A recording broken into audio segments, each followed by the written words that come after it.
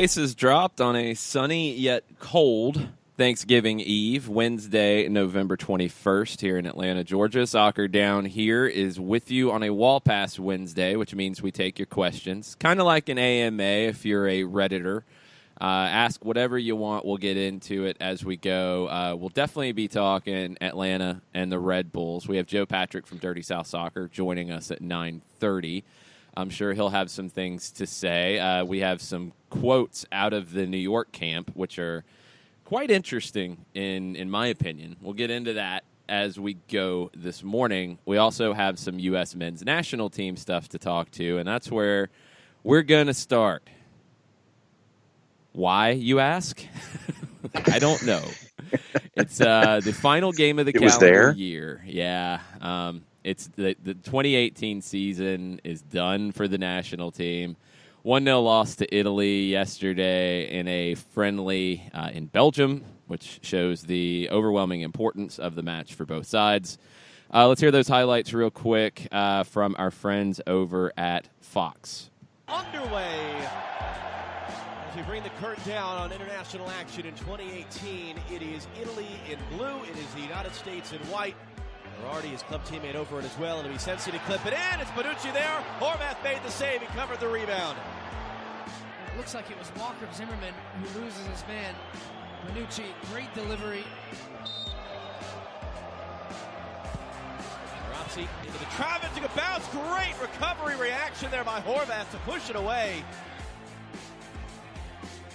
The free kick off a bounce, had a great save. Sirigu hasn't had anything to do tonight. Walker Zimmerman got to it, forced a great save at a U.S. corner. And then has no idea at the back post that Zimmerman is able to get there. It's a strong left hand in the end from Sirigu to keep that out.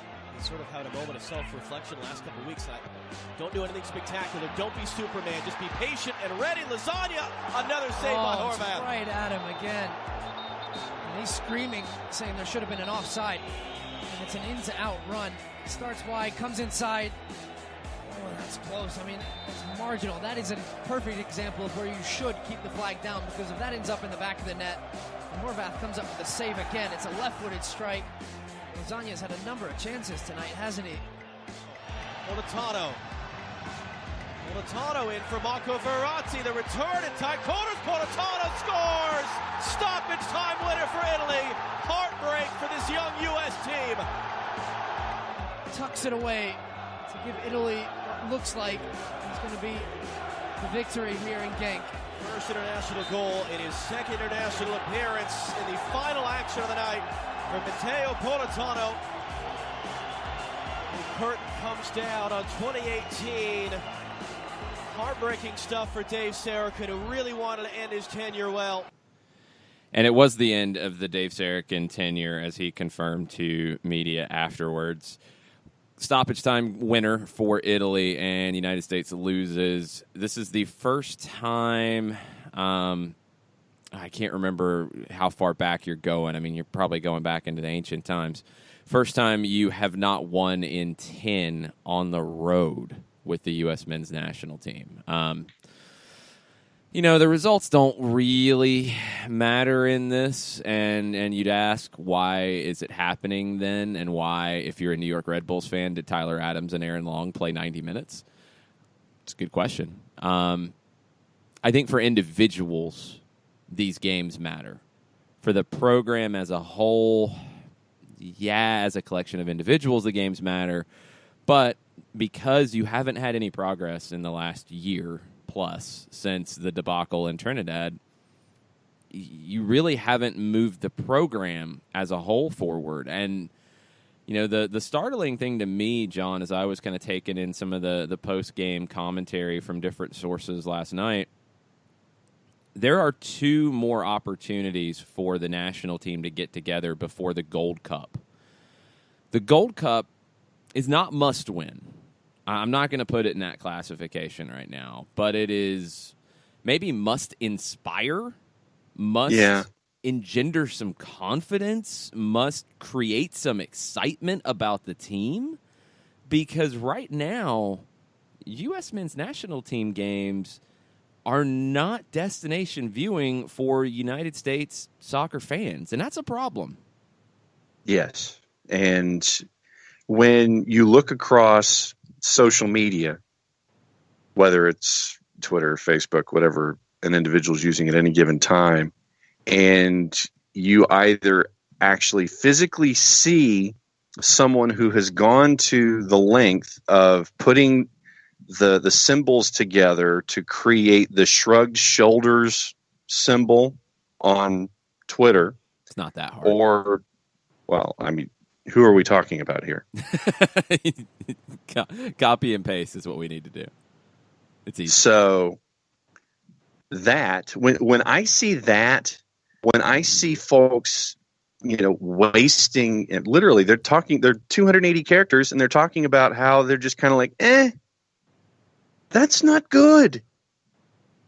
And for something that you would have hoped would have had a resolution a long time ago, or just a time ago, and there's no resolution, and you're just kind of treading water, and there's no momentum behind it, and there doesn't seem to be any enthusiasm from the fan base, that's problem A, B, C, D, E, and F. And the closer you're getting to the Gold Cup, you kind of want to give folks reason for watching, A, and possibly some optimism. And I'm not seeing either right now. And it makes you scratch your head, one, and you sit there and you want them to light a fire under their collective selves to give you some reason to want to be interested. And I don't see it right now.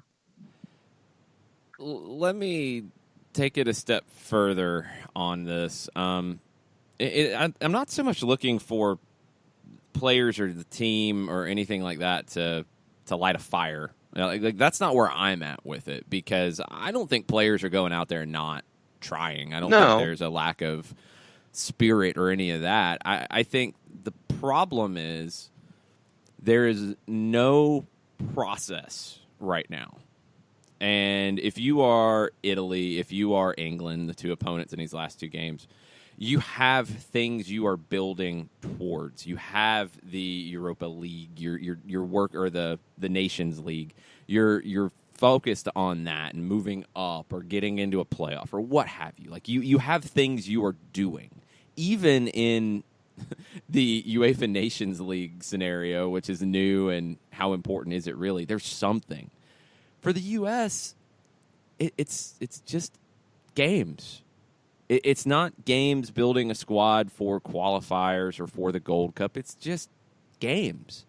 And it's not Dave Sarakin's fault. You can only be an interim manager for so long and have people pay attention to you. Once it was obvious that he had no chance of being the guy going forward, you kind of get tuned out a little bit. And a collection of individuals is never going to be good enough at this level. It's just not. I mean, Jarrett, let's look ahead. So far, we know about a game in February against Costa Rica out on the West Coast, early February. We know that there will be a March international window where you'll be able to bring the European-based players in. That's it. Ahead of the Gold Cup, that's it. You probably have a couple friendlies ahead of the Gold Cup next summer. You probably should have your squad by then. The new manager, that game in February, it won't be an international window, so you won't have your full complement of players. You're looking at one camp, one half camp with half of the pool, and a couple games ahead of the tournament. That's what the new manager is going to have going into the Concacaf Gold Cup next summer. What are your expectations for that tournament? I mean, do they have to make a statement with that tournament? Is it honestly just now at this point just to get ready for qualifying? I mean, what's the importance of the Gold Cup to you? Just get ready for qualifying at this point. If you'd already put a coach in place, then I would care more. But you didn't do that.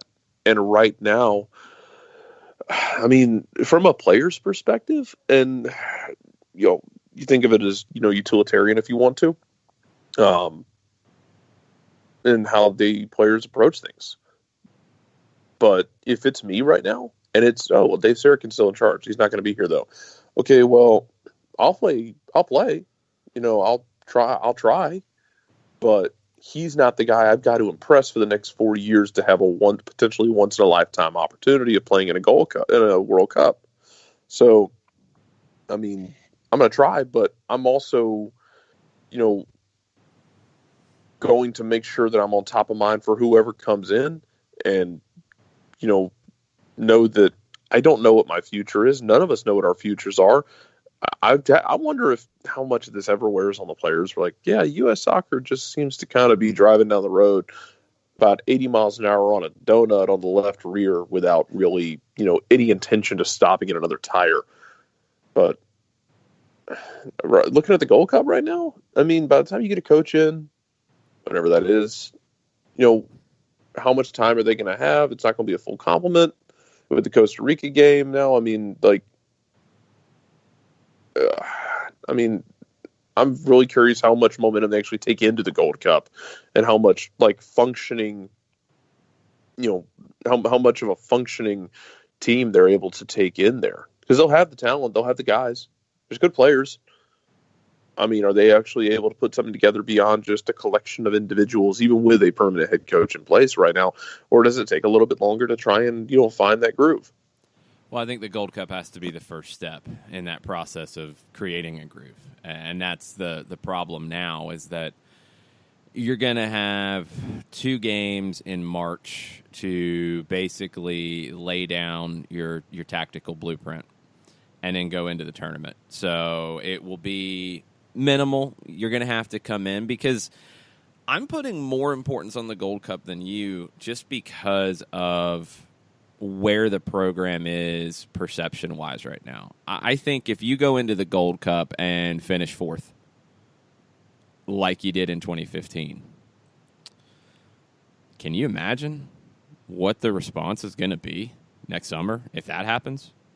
If you don't make the final, I think if you make the final and you lose to Mexico, let's say that's the final. You lose to Mexico, you get there. Okay. I think that will be okay. I think if you don't make the final and you lose in a semi to a Costa Rica or a Jamaica or a Panama, Honduras, teams that could knock you off. I think if you lose that in a semi in a meaningful game, it's going to get ugly. And you've put, again, and I think we've talked about this a lot, by this process, if it is Greg Berhalter who is being hired, by this process, the way U.S. Soccer has handled it, they've put more pressure on him, and they've made it more difficult for him, I think, just to do his job. That's going to be the tough part. So I think you have to come into January is just about figuring out what guys may be on the fringes of the pool who are in MLS or players that you could actually get access to in January, February. It's finding that. March is about laying down a tactical blueprint. You better have an idea of what your Gold Cup roster is going to be in March, because you'd like to work with those guys for a week. Then hit the ground running ahead of a Gold Cup. And hopefully you can have a system, create a system that is easy to implement, you can continue to build upon, but can get you some results in the short term. And it should. The U.S., in terms of talent, should be beating Panama, Honduras, Jamaica, Costa Rica. I think they should. Even in that scenario, even with a manager with probably only 1, 2, 3, 4, maybe 6 games under their belt going into the tournament on the high end. That, you have the talent. But are you going to have a group that is together and coherent as a group? That's the question, and we'll just have to wait and see. There are some rumors about U.S. men's national team coaching search that we'll get into. There are conflicting rumors from major outlets about this. We'll get into that in the next segment. We'll get into some of your questions as well on a Wall Pass Wednesday. Stay with us. We'll be right back. The average time a resume spends on an HR manager's desk is 7 seconds, and most of them are tossed aside. Now imagine if one of those resumes belonged to Yasmin, who was living in a shelter, juggling 3 jobs. I had to be resilient. That's something that you can't teach. We rely so much on a resume, yet it could never tell the full story of someone who had to be independent and take initiative. and that's how I handle every project I get. Discover new ways to develop great talent at gradsoflife.org. Brought to you by Grads of Life and the Ad Council. We know that every driver is different, and a one-size policy does not fit all. That's why Country Financial offers a variety of discounts, so you get the coverage you need and the savings you deserve. From good driver to good student, multi-policy to multi-car, we've got a discount to suit every driver. Call Jason Wright at 678-568-6871 today to see what you could save. On Facebook at Jason Wright Agency or by phone at 678-568-6871. Discounts vary by state. Policies issued by Country Mutual Insurance Company, Country Preferred Insurance Company, or Country Casualty Insurance Company, Bloomington, Illinois. Hey, hon, what you doing with your phone? Taking pictures? No, I'm asking it questions. Like what? Hey, Bobo, do flowers have best friends? I'm sorry. I'm afraid I don't know that. Hey, follow me. I want to show you something. Look, flowers do have best friends. Whoa.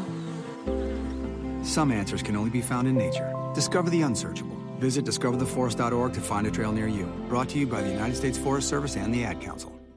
Soccer Down Here is sponsored by Apolinski & Associates, LLC, personal injury lawyers with over 30 years of experience.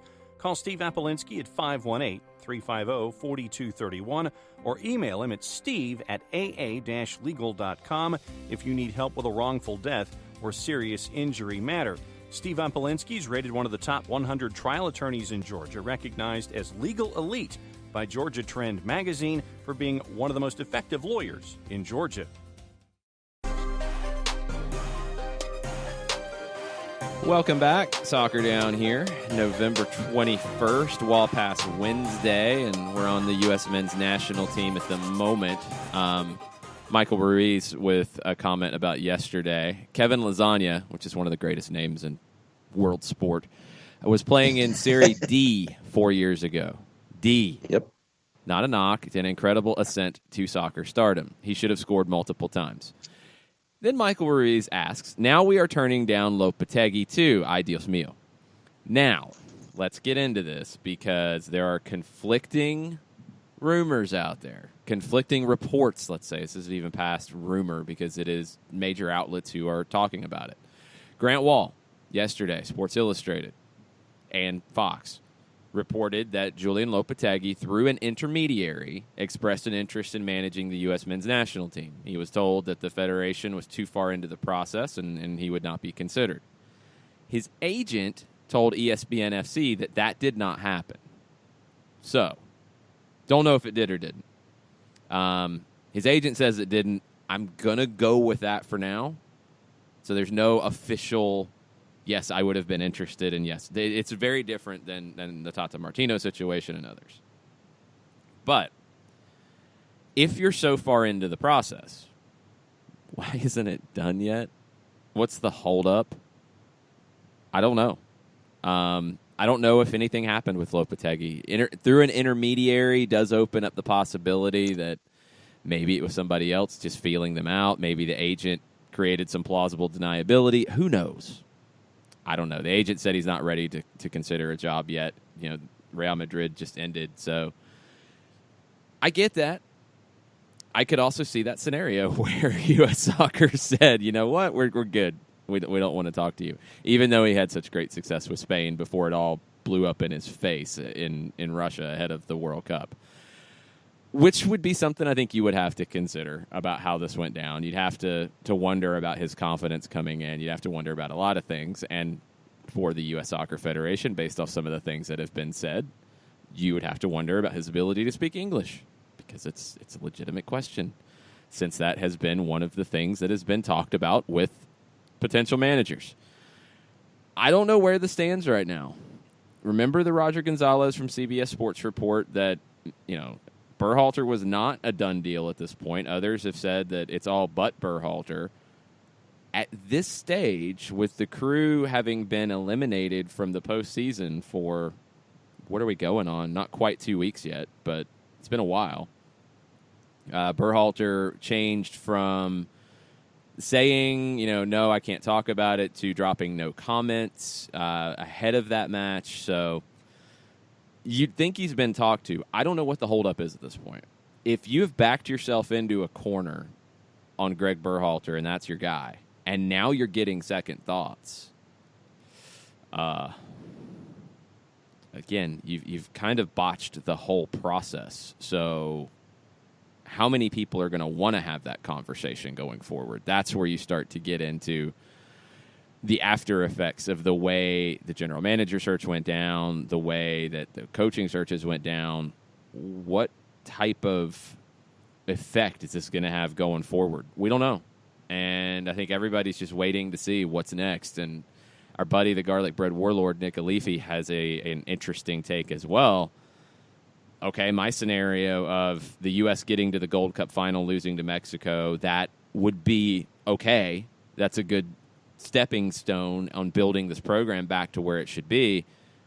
He has a good point. Keep in mind, if the U.S. men's national team loses to Mexico, it would most likely be, according to the rumors that are out there, Tata Martino leading Mexico, a guy that the U.S.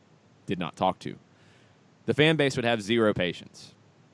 That plays into it.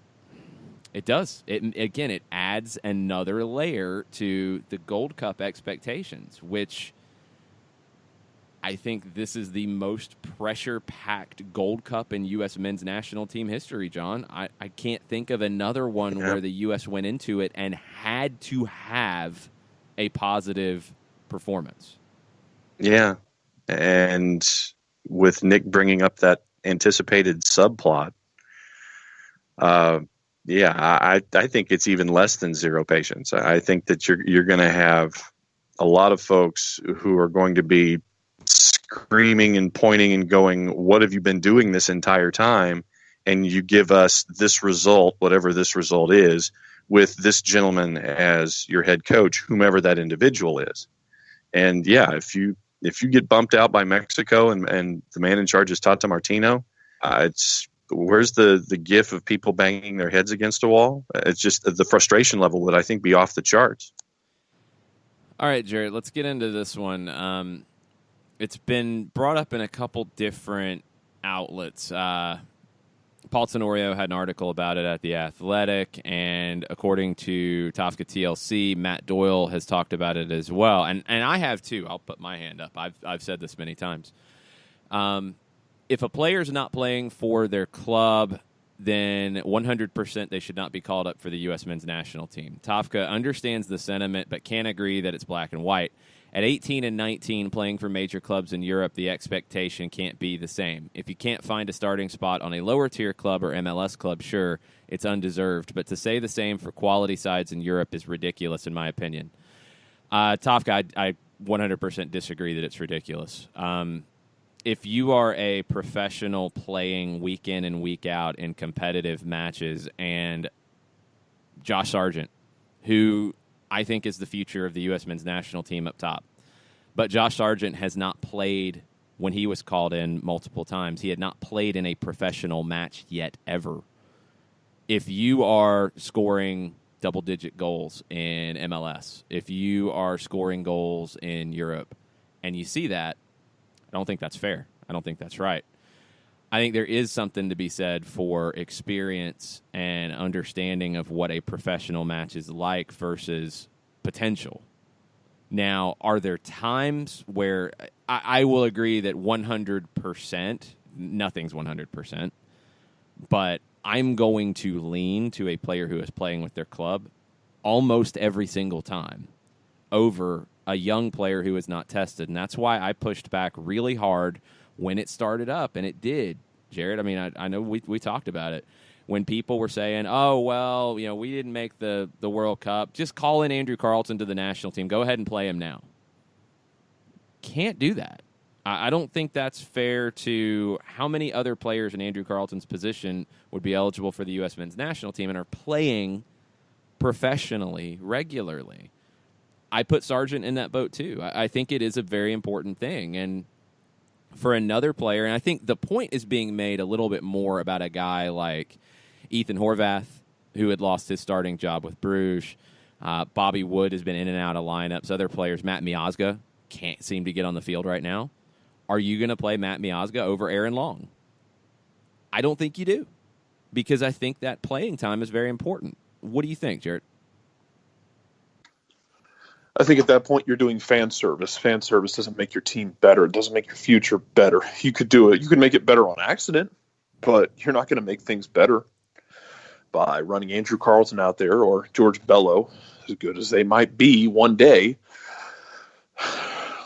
You're in the business of winning with the U.S. national team. And the process of fan service. If the two happen to collide at the intersection, it's fine. Christian Pulisic fits that model. Christian Pulisic plays his mind off. Fans love it. Great. But if you're not playing for your club, we got other guys we can check on. Right. Now, Tofka takes it to another degree. He says, even for friendlies, I get if it's a meaningful match, but to not call in Weah on this stance seems harsh. That's a different one to me. I'm not putting Weah in this because Weah has played some for a top club.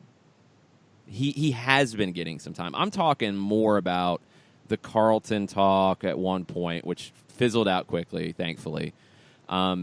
Sargent, as good as he is, you have to earn it to a degree. Miazga right now is in a different situation than Weah to me. Because Miazga has lost his spot. He's not playing. I know he's on the books at Chelsea, but what can he give you right now if he's not playing? And friendlies are different than meaningful matches. I will agree with that. But when guys aren't playing at the moment, they're not going to be in match rhythm. They're not going to be at their best. You're really asking a lot out of them to come in after not playing for a month, just training, and then step on the field in an international match and be able to perform. You're kind of setting them up to fail in some ways. It is tricky, and there's no 100% about it. But, yeah, I think you have to be playing for your club to get those opportunities. And I swear to God, I feel like we care more about the name next to the player's name than is beyond reasonable.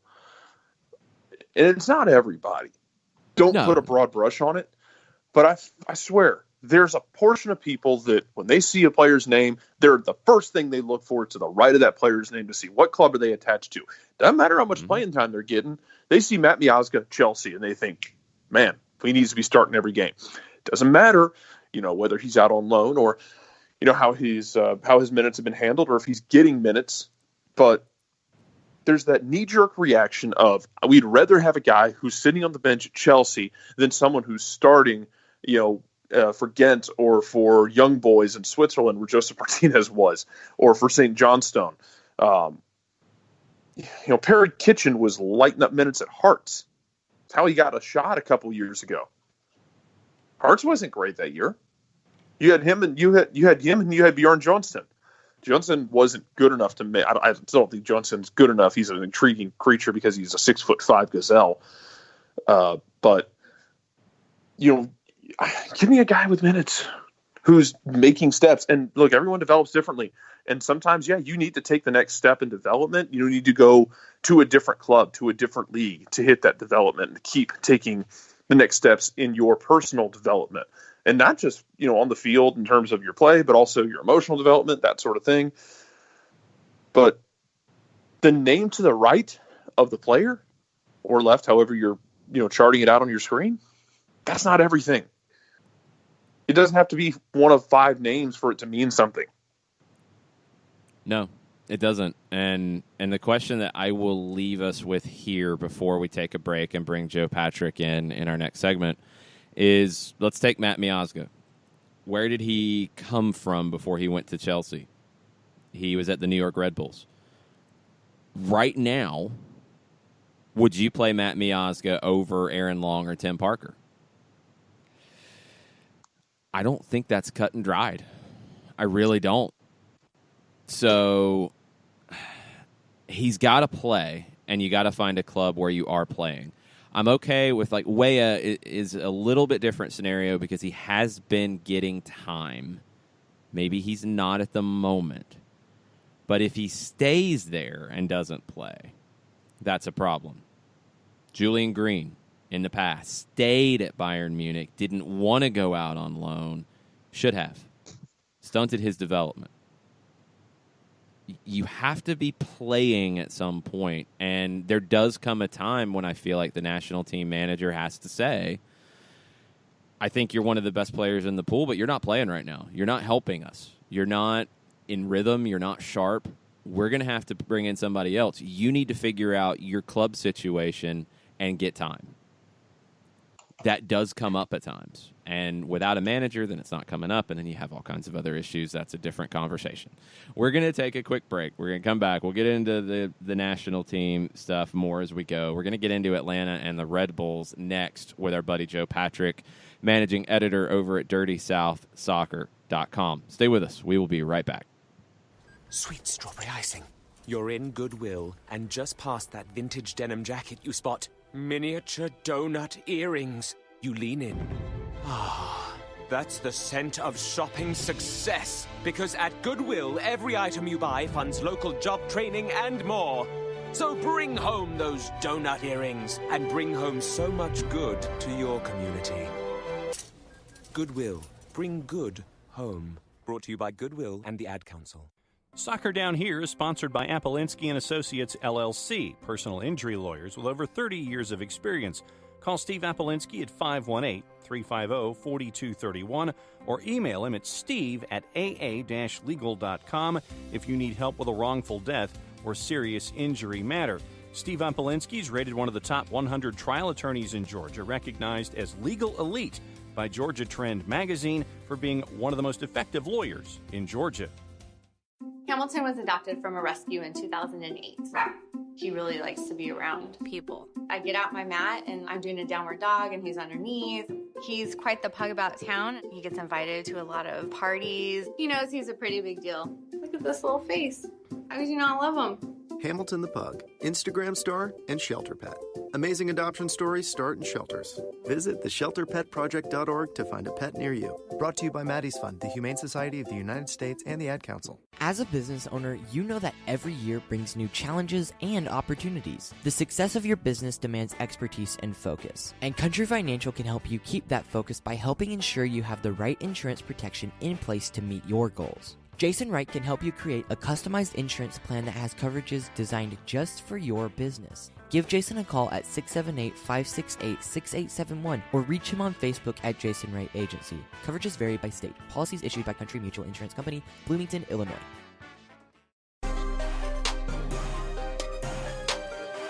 Welcome back. Soccer Down Here, Wall Pass Wednesday. Send us your Wall Pass Wednesday questions and thoughts on Twitter at Soccer Down Here. We'll get into some of those in just a bit, but first, Joe Patrick from Dirty South Soccer joins us now. How's it going, Joe? It's going well. How are you guys? Good.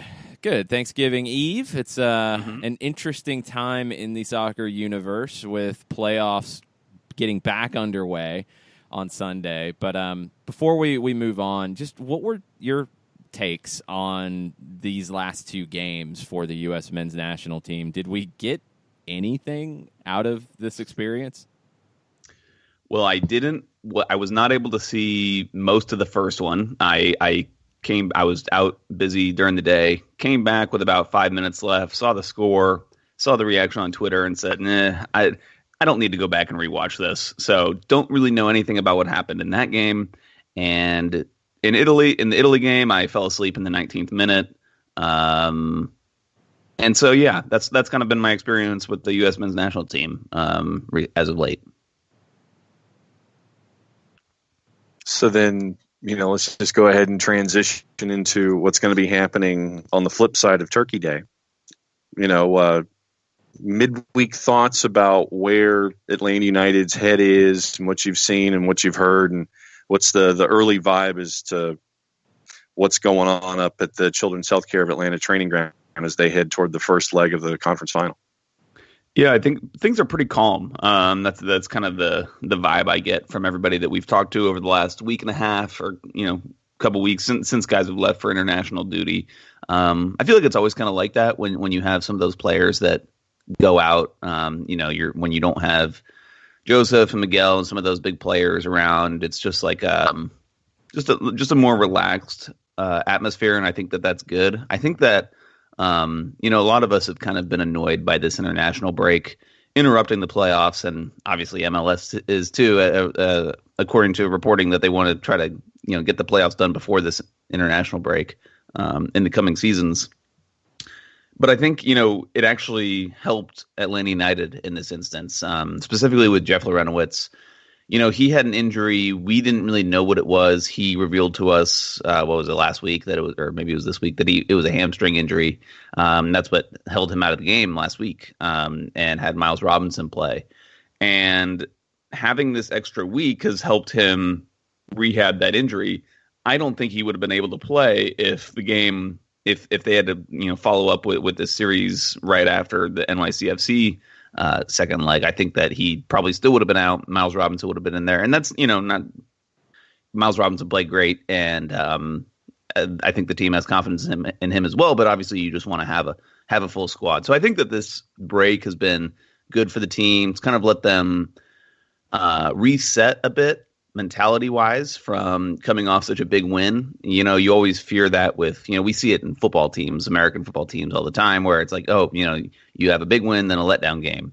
And I think that could have perhaps been something that could have happened if, they had to play Red Bulls right away, coming off such like a big historic win against NYCFC for this franchise, for this club.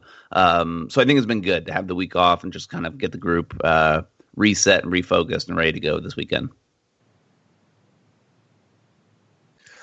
Hey, Joe, I want to ask you about we had picked up on some comments, and we're going to get into this and put our fingers into the earth on this in a bit, but I want to get your take on it as well. The Chris Hartmas comments that came out the other day, where he very strongly rejects the idea that Atlanta United are underdogs going into this. What were your thoughts on it? Yeah, it's funny, so I've been asking the players about this as well.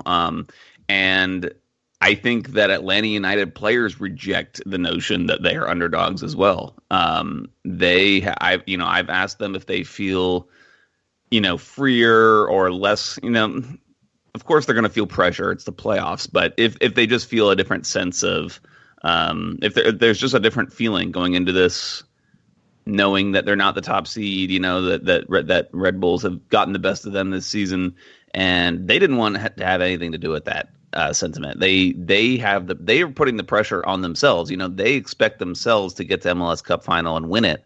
So I don't whatever the media narrative is around this game, the players, I think from both teams, will feel pressure to win these games. I think that the underdog mentality is kind of out the door at this point when you're talking about two of the best teams to ever post at the end of the season in terms of their point totals. When you got Atlanta tying Toronto's record last year and New York Red Bulls beating it. These are both two excellent teams, and there's just hardly anything to separate them. So I don't know if either of these teams are going to feel like they have nothing to lose or that kind of thing. I think both these teams feel like they have a lot to lose and that they both deserve to be an MLS Cup final. So, I think, and who knows if Chris Armas, I'm sure he's trying to play mind games. We saw it with Dominic Torrent in last series. These things are just going to happen. It's funny. I feel like Atlanta's opponents do this quite often, or at least we've seen it so far. And I haven't really seen, Atlanta opponents don't really do the same thing in the media, talking about the other team like that, other than responding to kind of what they say sometimes. I'm thinking about Parker saying, don't get in the pool, about the diving incidents.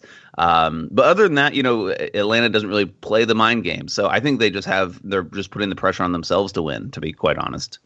Yeah, I would agree. I mean, I think Atlanta has high expectations, so they're going to not come in and embrace the underdog role. They think they're as good of a team as anybody in the league. Makes total sense.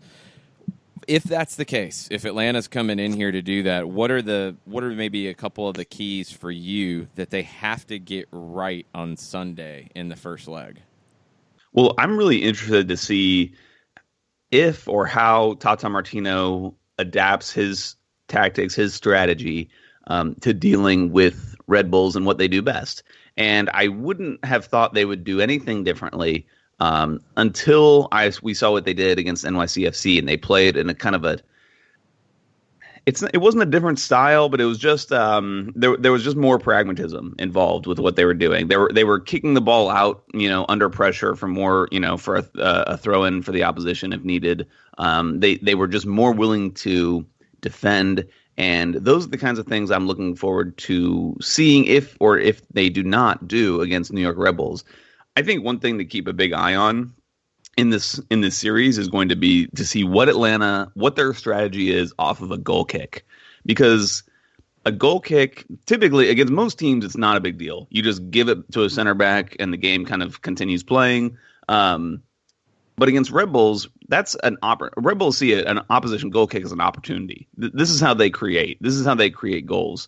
Tata Martino talked about it. He said that straight up, they don't prioritize build-up. They just want to turn you over basically as close to your own goal mouth as possible, and so they can be in on your goal in 2 passes, essentially.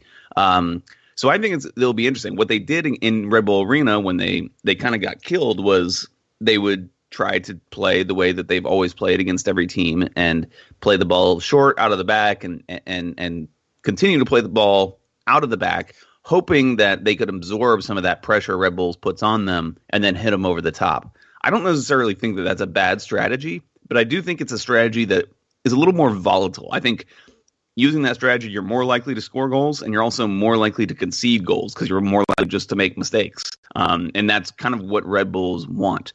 So I think it'll be interesting to see if Tata Martino decides that it's best to kick the ball long off a goal kick, which is a really interesting one because they really don't ever do that.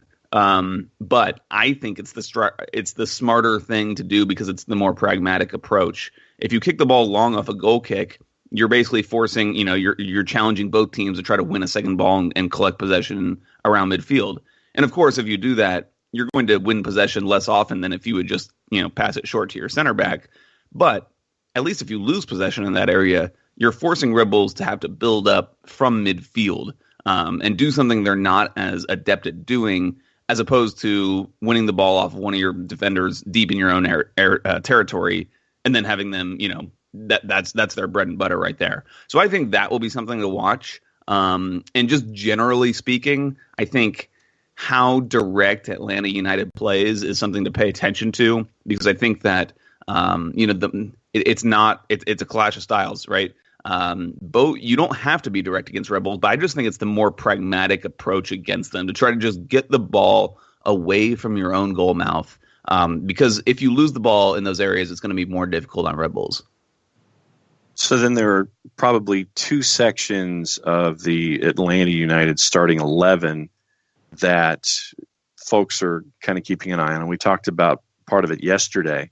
And I'll take the version at the back. How do you view the back going up against Red Bulls? Is it Escobar? Is it Miles? Is it Gressel as a wing back? Is Gressel further up? How are you viewing the action at the back for Atlanta United going into leg 1? Mm-hmm. Yeah, I know. I think Jeff Lorenowitz will be fine to play, and if he's healthy, I think that he will. Tata will go with him, and I think it suits him as well in this game. They're not going against a super physical or fast striker. I think that Jeff Lorenowitz kind of is a perfect foil for Bradley Wright Phillips, and kind of they're both just the wily veterans, and Jeff will be more likely to be able to anticipate those movements that Bradley Wright Phillips is so good at making. And so other than that, I wouldn't expect anything really different than what we saw in NYCFC. Tata Martino has told us time and again this season that he's not a manager that likes to make many changes. He likes to keep things as similar from game to game as possible. So I wouldn't anticipate much difference than what we saw. Now, could we see? Well, yeah, I don't really see Gressel moving onto the wing because I think I just think Escobar has kind of found a natural fit there. So yeah, I think things would probably stay the same. I think if I had to guess, I think you'll see the same starting lineup that we saw the first leg against NYCFC when Lorenowitz was healthy. I think if the change you're most likely to see is if Tito Villalba comes into this match, and I know that he was one of the kind of centerpieces that was pivotal in the Atlanta's game against Red Bulls in Red Bull Arena, because he was a speedster who could get over the top. He was kind of that outlet for the players to play the ball long to after they absorbed Red Bull's pressure. So it'll be interesting to see if Tata wants him back in the lineup alongside Joseph Martinez, in which case you'd probably see Miguel Almiron play a bit deeper. But I don't know. I would not bet on that, but I think that that's a change you might see. And then looking at guys who we're expecting to be on the field for 90 minutes, we're trying to figure out how we wanted to approach this the other day. And let's say you go 3-5-2, 5-3-2, whatever, however you want to phrase it in the moment it appears and whatever you freeze the screen. On the right wing back side of things, where do you lean? Is it more, Franco Escobar or Julian Gressel, especially for this leg? It's a good question. Both, I think, obviously we've seen both excel there. In my opinion, I think you go with Franco Escobar. I think in the game against Red Bull Arena, Julian Gressel was exposed is a strong and not correct word, but something along those lines. Being matched up against Kamar Lawrence on the other flank, just physically from an athleticism point of view, I think you have a much better matchup with Franco Escobar on that side. So, and I like Julian's physicality in midfield, and I think he's performed well in midfield. He's not the tidiest central midfield player, but in a game that's going to be as helter-skelter in midfield as this one is likely to be, because Rebels midfield is just crazy like that.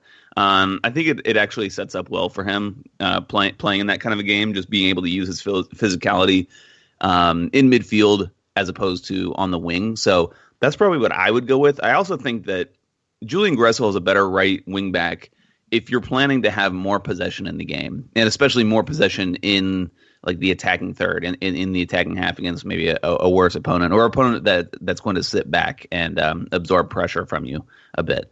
So I don't think that that's what we're going to see in this game, of course. And I guess for those reasons, I would prefer Franco on the right wing. Not that I wouldn't want Julian in the game. I probably just want him centrally.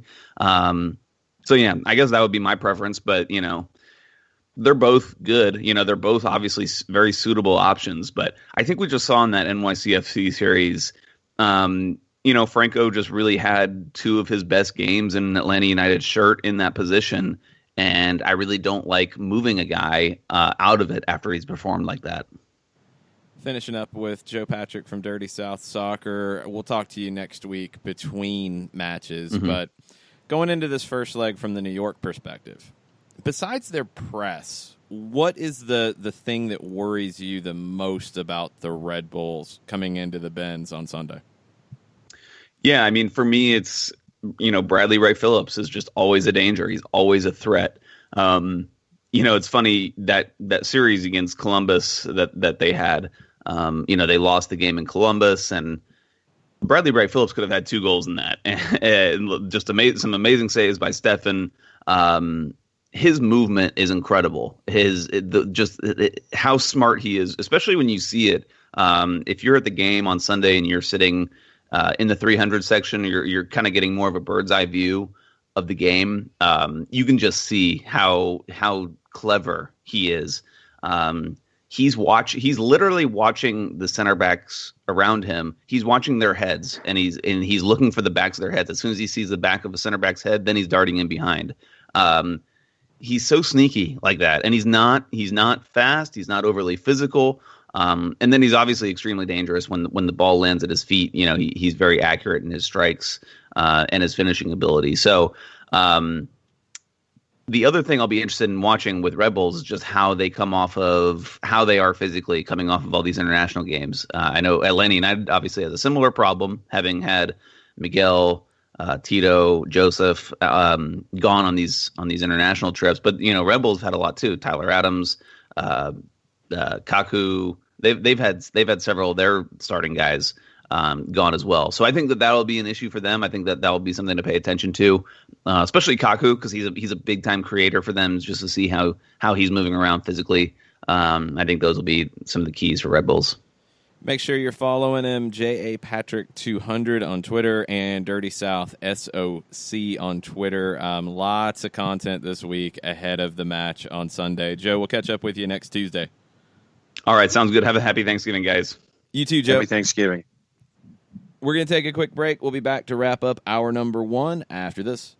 The average time a resume spends on an HR manager's desk is 7 seconds, and most of them are tossed aside. Now imagine if one of those resumes belonged to Yasmin, who was Living in a shelter, juggling 3 jobs. I had to be resilient. That's something that you can't teach. We rely so much on a resume, yet it could never tell the full story of someone who Had to be independent and take initiative. And that's how I handle every project I get. Discover new ways to develop great talent at gradsoflife.org. Brought to you by Grads of Life and the Ad Council. We know that every driver is different, and a one-size policy does not fit all. That's why Country Financial offers a variety of discounts, so you get the coverage you need and the savings you deserve. From good driver to good student, multi-policy to multi-car, we've got a discount to suit every driver. Call Jason Wright at 678-568-6871 today to see what you could save. On Facebook at Jason Wright Agency or by phone at 678-568-6871. Discounts vary by state. Policies issued by Country Mutual Insurance Company, Country Preferred Insurance Company, or Country Casualty Insurance Company, Bloomington, Illinois. Hey, hon, what you doing with your phone? Taking pictures? No, I'm asking it questions. Like what? Hey, Bobo, do flowers have best friends? I'm sorry. I'm afraid I don't know that. Hey, follow me. I want to show you something. Look, flowers do have best friends. Whoa. Some answers can only be found in nature. Discover the unsearchable. Visit discovertheforest.org to find a trail near you. Brought to you by the United States Forest Service and the Ad Council. Soccer Down Here is sponsored by Appolinsky and Associates, LLC, personal injury lawyers with over 30 years of experience. Call Steve Appolinsky at 518-350-4231 or email him at steve@aa-legal.com if you need help with a wrongful death or serious injury matter. Steve Appolinsky is rated one of the top 100 trial attorneys in Georgia, recognized as legal elite by Georgia Trend magazine for being one of the most effective lawyers in Georgia.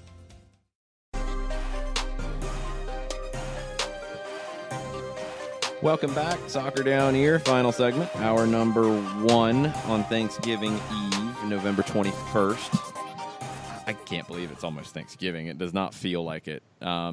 It feels like this year has flown by, but I think years like this, too, where Thanksgiving is early-ish in November, where there's that 5th Thursday, it feels very strange. Mm-hmm. I am not ready for this. I am not ready for Thanksgiving. I'm not ready for Christmas. I'm not ready for all of this yet. Well, look at it this way. From a soccer perspective or a football perspective, season's over at the latest on December the 8th. Regardless, MLS season's over then.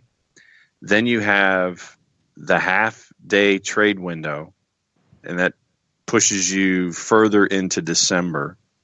So by December 15th, we can kind of lift our head up a little bit and then realize, oh, crap, we forgot to buy things for this person, this person, this person, and this person. And then overnight shipping becomes a necessity by pretty much the 15th of December because the season is finally over for about 6 weeks. 6 weeks? Not really. It doesn't stop. Oh, that's right, a month. Really, it's a month. Yeah, kind of. Mid-January. And that's not factoring in the silly season. No. Because that's a season in and of itself. So, yeah, it's just... Yes, considering how silly it was last year. Yeah, no, it's... when we were wondering how we were going to fill time, and as it turned out, we really had no concerns about filling time because of the boat watch. There was a boat that was involved in that. And this year you've got a manager and potentially a player outgoing and a player incoming that are kind of big deals that we know about so far. Yes. So we shall see. Yes. The key word there is so far because it's probably going to get dumber. That's what I'm saying. Yeah. That is exactly what I'm saying. That's what Ivy's saying too. Here's a question I have for you guys. Uh-oh. In the last game against the New York Red Bulls at Red Bull Arena, who do you think created more chances in that game? Ooh, wow. It's kind of a trick question because the way I'm asking it's Atlanta. Yeah, that's yeah. How many chances do you think Atlanta United created in that game? What number would you guess? I'm going to go with 7. 8. What about you, John? It was 9. Red Bulls created 7. John gets the showcase. Yes, he gets the showcase. He gets the, I don't know, the baking soda pack or something. I have no idea. You get to spin the giant wheel with Drew Carey. Yeah, I get the showcase showdown. I win. I get to come up on stage with Bob Barker. There you go. You can jump around and get crazy. I say this because I've heard it so many different places that Atlanta was dominated in that game, and Red Bulls dominated that game. 7 chances created for Red Bulls, 4 shots on goal. 1 was a penalty. It's not domination. That game was a lot closer than you would think. Go back and watch. Atlanta didn't create as many chances as they typically do. 9 is low. But it's more than what the Red Bulls created. This is the thing about the Red Bulls that I think gets lost in translation a little bit. They don't create much from the run of play. Their chances predominantly, and this is my biggest concern on Sunday, set pieces. I think they are lethal on set pieces. Very well worked set pieces. Tim Parker, Aaron Long, both dangerous targets. They're good at varying their set piece delivery. They have players who can deliver quality set pieces as well. The Red Bulls score a lot of goals from set pieces. They also score a lot of goals off 1, 2, 3 pass sequences after forcing turnovers. And that's a number that jumped out to me when you start to look at interceptions in that game, according to the Opta numbers. The Red Bulls picked off 15 passes in that match. That's a lot. That's on the higher end of Atlanta United matches. And then you flip it, and this says a lot to me about the way the Red Bulls approach a match. Atlanta only had 8 interceptions in the game. I don't put that down as much to poor from Atlanta. I put it down to there wasn't as much of an opportunity to intercept anything. The Red Bulls don't really connect a lot of passes. 70% pass success rate. That's very low in this league, and the Red Bulls are consistently among the lowest in the league because they go for more home run balls. They go to, in a lot of ways, give possession away and make the other team play with it so then they can activate their press. I'm going to do the math on it. We'll talk about it on Friday. The Red Bulls are a team that is far worse when they have more than 50% of the possession in a match. They are a far worse team results-wise when they have the ball more than the opponent. There aren't a lot of teams in the world that have that goal of having the ball less than the opponent. The Red Bulls are one of them. That makes them difficult because it is such a weird mentality for a team like Atlanta to face. Atlanta cherishes possession. Red Bulls don't want it, and the Red Bulls are better without it. So Atlanta has some very interesting decisions in terms of style, in terms of mentality coming into this. We saw that change a little bit against NYC. We'll see how it looks against the Red Bulls. Let's take a break, reset for hour number 2. We'll get into more of your Wall Pass Wednesday questions, comments, concerns, topics, wherever you want to take it. Hour number 2, the show is yours. Stay with us. We'll be right back. Sweet strawberry icing. You're in Goodwill, and just past that vintage denim jacket, you spot miniature donut earrings. You lean in. Ah, that's the scent of shopping success. Because at Goodwill, every item you buy funds local job training and more. So bring home those donut earrings and bring home so much good to your community. Goodwill. Bring good home. Brought to you by Goodwill and the Ad Council. Soccer Down Here is sponsored by Apollinski & Associates, LLC, personal injury lawyers with over 30 years of experience. Call Steve Apollinski at 518-350-4231 or email him at steve@aa-legal.com if you need help with a wrongful death or serious injury matter. Steve Apollinski is rated one of the top 100 trial attorneys in Georgia, recognized as Legal Elite by Georgia Trend magazine for being one of the most effective lawyers in Georgia. Hamilton was adopted from a rescue in 2008. He really likes to be around people. I get out my mat and I'm doing a downward dog and he's underneath. He's quite the pug about town. He gets invited to a lot of parties. He knows he's a pretty big deal. Look at this little face. How could you not love him? Hamilton the Pug, Instagram star and shelter pet. Amazing adoption stories start in shelters. Visit theshelterpetproject.org to find a pet near you. Brought to you by Maddie's Fund, the Humane Society of the United States, and the Ad Council. As a business owner, you know that every year brings new challenges and opportunities. The success of your business demands expertise and focus. And Country Financial can help you keep that focus by helping ensure you have the right insurance protection in place to meet your goals. Jason Wright can help you create a customized insurance plan that has coverages designed just for your business. Give Jason a call at 678-568-6871 or reach him on Facebook at Jason Wright Agency. Coverages vary by state. Policies issued by Country Mutual Insurance Company, Bloomington, Illinois.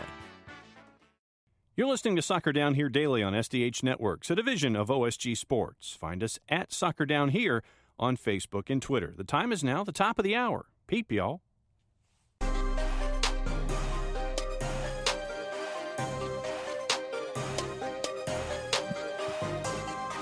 Welcome back. Hour number 2. Soccer Down Here, November 21st. Jason Longshore, John Nelson, Jarrett Smith with you this morning on a Wall Pass Wednesday. We'll be getting into your Wall Pass Wednesday questions, comments, topics, what have you. But we mentioned it in our interview with Joe Patrick from Dirty South Soccer. Some interesting comments coming out of the Red Bulls camp ahead of this. These grabbed my attention yesterday. Jarrett and I talked about it a little bit last night. Chris Armas, regarding Atlanta being the underdogs in the series. These are the quotes from Chris Armas as at MLSsoccer.com from Dylan Butler. That question is not surprising, and I've seen the dialogue out there, even on Major League Soccer's website, Atlanta being the underdogs. For me, it's a little bit ridiculous. I mean, no one talks about the Red Bulls. No one really does. No one really talked about the points. Really, it's for others to talk about. Wright Phillips is not talking about that, but they didn't talk about that. They didn't talk about too much the Supporters' Shield, the 71 points, finishing the season with 5 wins, the records. It's not talked about. Yet, all of a sudden, we're the favorites. It's a little bit confusing, but to be honest, it doesn't matter. It really doesn't. Who's favored as we look in any sport? Point spreads. What does it really matter? The whistle will blow. We're there for 2. And we'll have our time to show who we are. Sean Davis said, I don't see us as favorites at all, actually. It's the playoffs now. We know how talented Atlanta is. They're a fantastic group. I think at this point, we just have to turn the page and reset. I think that's the mentality we've had throughout training these last couple of weeks. And I think that's something we have to stick to. We know how good of a team they are, especially at home. So we need to show up on Sunday and be ready to go right from the opening whistle. And then Luis Robles, talking about the potential of revenge from the Atlanta side, said maybe if there is any sort of dynamic that those previous matchups can bring to this, it's that they want to avenge those losses. They want to right the ship in the sense that they want to get rid of that goose egg, and that only builds more pressure for us. The last part of what Robles said, pressure for us. That's how I take Chris Armas and Sean Davis's comments about not wanting to be the favorites and not wanting to be considered the favorites. It's a toss-up series to me. I think these are the 2 best teams in the league. But anybody looking at this, and MLSsoccer.com, as Chris Armas says, except the thing that I don't get about what Armas said is nobody's talking about the Red Bulls yet. MLSsoccer.com is talking about how the Red Bulls are better than Atlanta in most every category on the field. Okay, I don't know. Local media doesn't really talk about the Red Bulls. That's true in New York. That's true, and that's a shame. They should. It's ridiculous that you don't get more coverage for this team that is the record-setting team, that did finish the season with 5 wins, that did win the Supporters' Shield. They should be talked about more locally, but I think they are talked about nationally, and I think they're heralded nationally for that. But I think there is a lot of pressure on the Red Bulls. And that pressure is down to the fact that they've won 3 Supporter Shields in the last 6 years, and they don't have an MLS Cup appearance to show for it, let alone a trophy. That's going to create more pressure for them in the series. They are facing a very, very good team. They're not facing a typical second seed in the Eastern Conference. They're facing a team that was 2 points back and had the second best regular season of all time. That's why it's a very even series, but Atlanta has never beaten the New York Red Bulls, and that's a fact. The Red Bulls have won on aggregate this season 5-1. I think the games are closer than those numbers, but it's weird to me, and I think it's because of the past history, why Armas and Davis are running away from being considered the favorites. You can't consider Atlanta the favorites coming into this. They were the lesser team in head-to-head. They were the lesser team in the regular season. I don't think you can consider them the favorites by any reasonable standard. I think you can consider it a toss-up series for sure. But to run away from being the favorites and push back so hard on being considered favorites, that's an interesting approach, John. That's yes, not typical to me. I mean, No. I don't think teams want to add pressure to themselves. I get that. But to basically be like, no, we're not the favorites, that's crazy. Why would you ask that? That's odd. That struck me a little bit as a weird way to play it. Yeah, it's like you're running away from that mantle as the top seed in the Eastern Conference. And for the record, for information purposes only, Bet365 has the full-time result right now is Atlanta United at -134. But this is for Sunday. And this is not the series. yes. We're talking about the series as favorites. I think Sunday you'd consider Atlanta the favorite. And going down further in their columns, right now they have Atlanta United right now as to qualify at -134, and Red Bulls at +100. So basically, it's a draw for Red Bulls to qualify, but they have Atlanta United as a slight favorite to qualify for MLS Cup. Oh, that's surprising. But to run away from the notion of being the favorite, that to me it came across as a little bit more than odd. That why would you not sit there and embrace the fact that, yeah, we did all this great stuff this season. We did A, B, C, D, and E. We had 71 points. We got Supporters Shield. We're being talked about, in the national media as, the best, one of the best ever. But when you see the quotes, I mean, to your point, when you mentioned the Robles quote, I'm like, okay, the bottom part of the Robles quote was what stuck to me the most, where Atlanta United's concerned. Wanting to right the ship in the sense they want to get rid of the goose egg, and that only builds more pressure for us. That, to me, seemed to be the best assessment of Red Bulls coming forward from Red Bulls, where everybody else is like, no, we're not the favorites. Why would you run away from that? That, to me, is my larger question. Yeah, I mean, are you trying to gin up the locker room one way or the other by running away from it and saying, well, no, we're not? It came across to me as very odd. Yeah, I thought it was too. Jarrett, I mean, you do have the potential for mind games here. I mean, it is part of the scenario. I think Joe was 100% correct. I've never heard Atlanta players or coaches or staff start this type of conversation, and really they just talk about themselves. For New York, I don't know if Chris Armas is playing mind games with Atlanta or if he's playing more mind games with his own squad. I kind of felt like the latter a little bit. Yep, I did too. This is going to be interesting to me if for no other reason. It go beyond just this year. All four showdowns between these teams have been kind of squirrely and kind of weird. You go back to the first ever Atlanta United game last year, Yamil Assad, the Tyrone Mears to Yamil Assad, the trivia question answer that no one will ever remember, who had the first assists on Atlanta United's first goal. But you have, the goal that New York scores, I believe, off a set piece. Then you have a weird goal where they get the winner in a situation where LGT is hurt and Atlanta doesn't have the other person in. That was weird. The game in New York was weird last year. You had Brad Guzan making the save of the year. Every game is weird between them. Can't we just make peace with the fact that these games are going to be weird? And I think the people you have in charge of Atlanta on the player side, the Greg Garzas and the Michael Parkers have been instrumental. And then, even the younger guys who have experience playing in Europe, I think they help kind of say, okay, here's how we're going to approach, dealing with the media. And here's how we're going to, approach this game, from a mental standpoint. We're not going to hand out bulletin board material, but we're also not going to be meek. Yeah, this thing is odd. To rail against not being talked about, but then when you're talked about in a positive way, because being considered the favorites in this, that's positive. You know, I mean, I don't know how much more positive you could be if you say that I think this team is the better team. It's a weird thing. I really think Chris Armas is trying to take the pressure off of his group. It's much easier to play the underdog role. It is.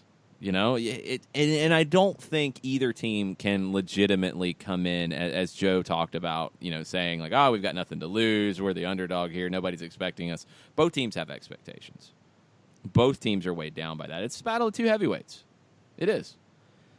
But to fight against being considered a favorite, I want to know how New York handles adversity in this series. That's what I'm curious to see, because I don't think there's any way they control 180 minutes. Don't think it's possible for them to do that. And if Atlanta plays the way they did against New York City, I think at times Red Bulls are going to have to control the game with the ball. It's not something they've thrived on this season. It's not something they've done well. It's not something they're built to do well. That's why you go get a player like Kaku. But Kaku really hasn't produced much in the second half of the year because of the way things have built with Chris Armas. I think Chris Armas has given this team an edge. That's why I'm a little surprised to see him kind of run backwards from this and from this mentality. I almost think the Red Bulls would be better suited to say, yeah, we have controlled this series. We have outplayed them.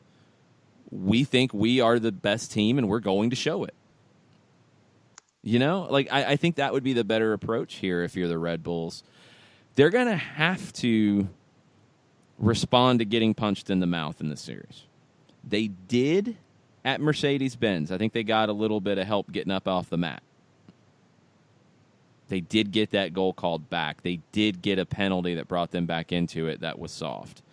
They did get it to 1-1 instead of being down 2-0 at halftime. And they took advantage of a very flustered and out-of-sorts Atlanta United team that can't allow that to happen. We haven't really seen that type of response to adversity from Atlanta since then. It can't happen here because Atlanta will be tested. Both teams are going to punch each other in the mouth on multiple occasions in this series. Hopefully not literally, but that's also possible too. It will be I'm still difficult. trying to. No, we're saving that for Costa Rica. That might be Concacaf, but we'll see. Yes, and that's going to be somebody's writing a feature about. Yeah, we looked up. We discussed this last night. That's going to be someone writing a feature like, oh yeah, we forgot Tito's from San Lorenzo, right across from the stadium. Yeah. Atlanta United has some players that will be right at home playing in the environment of Concacaf and how crazy it can be. But, John, I mean, the thing is about this series, it's 180 minutes. We've seen in competitions all around the world, when you get the two best teams in a competition facing off over 180 minutes, there will be back and forth. There will be twists and turns. Teams will have to bounce back from things. Who is better positioned to do that between Atlanta and the Red Bulls? Because I think both have shown that they're able to do it at different points, but both have also shown some weakness at doing that at times as well this season. Yeah. And let me go back a step before I go back to answer your question. I just have always been one to take ownership and pride in successes. And I just don't know why Red Bulls aren't doing that. And I think because of what we're hearing out of the quote machine, I would lean toward Atlanta United in this case because it has been head down, take care of business, do your thing, matter of fact, A, B, C, D, and E, and moving forward. What we're hearing again, what we're hearing to me raises more questions about Red Bulls and how they might respond in these situations. So, I mean, I'm playing old quote into the dynamic, but that's why I would lean toward Atlanta United here because of A, the international experience, and B, just what we're hearing out of training camp. It's going to be fascinating because these are two teams that their identities are polar opposites. Now, which identity wins out, or which team is able to take a step away from that identity and show something different to get the job done here? And I'm kind of leaning to the latter for Atlanta United. Playoffs are a little bit different scenario. I think in knockout series, in two-leg series, in finals, every team has to approach it a little more pragmatically than they would over a 34-game season. Barcelona's done it. Bayern Munich did it under Pep Guardiola. Manchester City will do it. It's a different animal.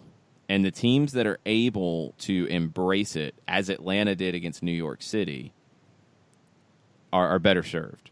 The teams that already play in a pragmatic kind of way and limit risk are well set up to handle situations like this. And the Red Bulls are one of those. The Red Bulls want to play in the other team's half, period. Doesn't matter if they have the ball or not. They want to play in the other team's half. It's a little bit harder to score from 50-plus yards away, isn't it? That's how Red Bulls make life difficult for you. You limit risk.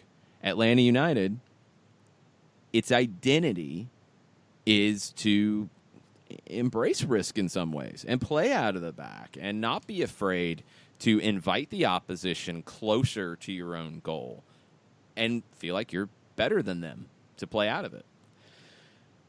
In a postseason, in a series, in a playoff, that's maybe not the best approach. And I think we saw an Atlanta United team against New York City that embraced that change. I think it's going to be tested even more against the Red Bulls. I think the Red Bulls are a far better opponent than New York City has been, and Atlanta will have to be that much better. But I think there are questions about the Red Bulls as well, because we've seen Atlanta adjust in the postseason. We've seen Atlanta adjust at different points in the season.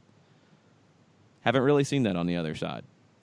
So if they're not able to control the game via pressing and playing in Atlanta's half, and if they're put on their heels, what's the response? Can they handle that pressure? And that's going to be, I think, the major storyline for this series is which team handles the pressure of the moment the best and which team is able to step outside of their comfort zone and get the job done. Because I don't think either team is going to be able to just lean back on their identity and that's all they have to do to get through the series. I think both are going to have tough moments. Whoever comes out of those tough moments on the other side is going to be the team that gets out of this and lifts the Eastern Conference trophy.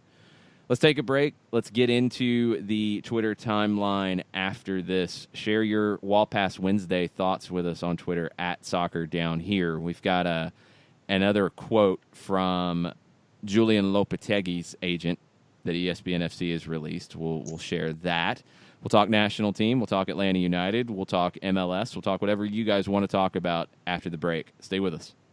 The average time a resume spends on an HR manager's desk is 7 seconds, and most of them are tossed aside. Now imagine if one of those resumes belonged to Yasmin, who was living in a shelter, juggling 3 jobs. I had to be resilient.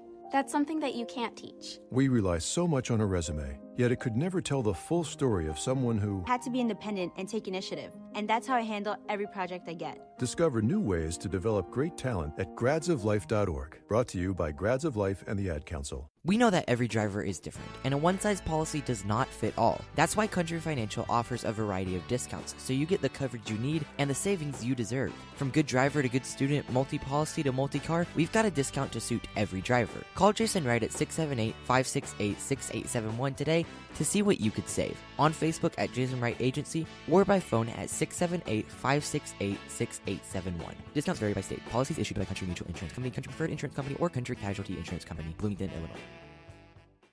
Hey, hon, what you doing with your phone? Taking pictures? No, I'm asking it questions. Like what? Hey, Bobo, do flowers have best friends? I'm sorry. I'm afraid I don't know that. Hey, follow me. I want to show you something. Look, flowers do have best friends. Whoa.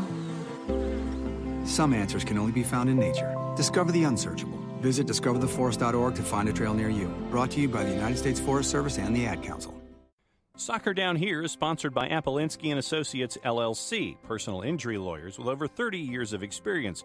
Call Steve Appolinsky at 518-350-4231 or email him at steve@aa-legal.com if you need help with a wrongful death or serious injury matter. Steve Appolinsky is rated one of the top 100 trial attorneys in Georgia, recognized as legal elite by Georgia Trend magazine for being one of the most effective lawyers in Georgia.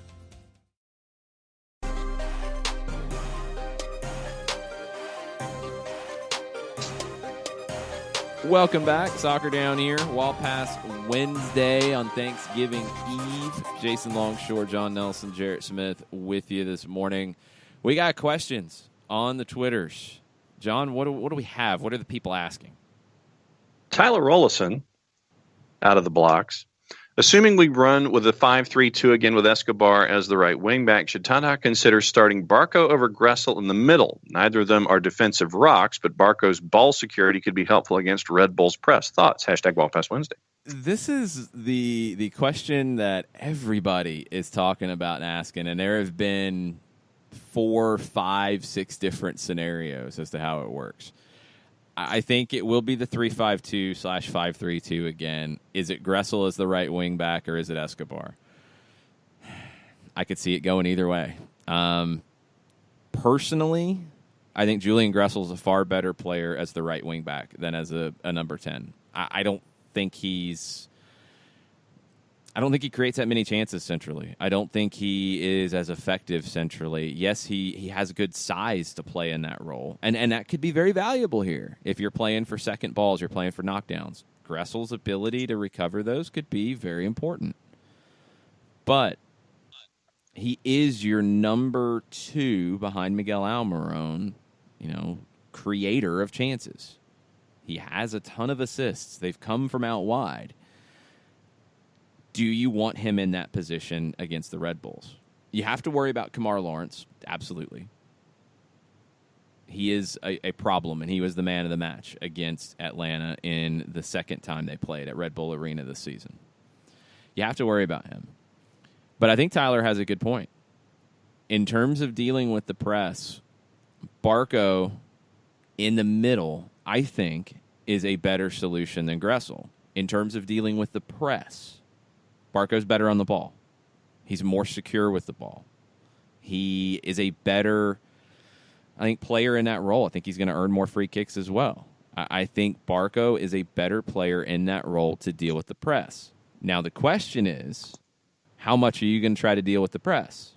If you're not going to, and if you're going to skip it, and you're going to primarily look to skip the first line of pressure, play long, try to recover the ball in the opposite half, go vertical, Barco might not be the right fit.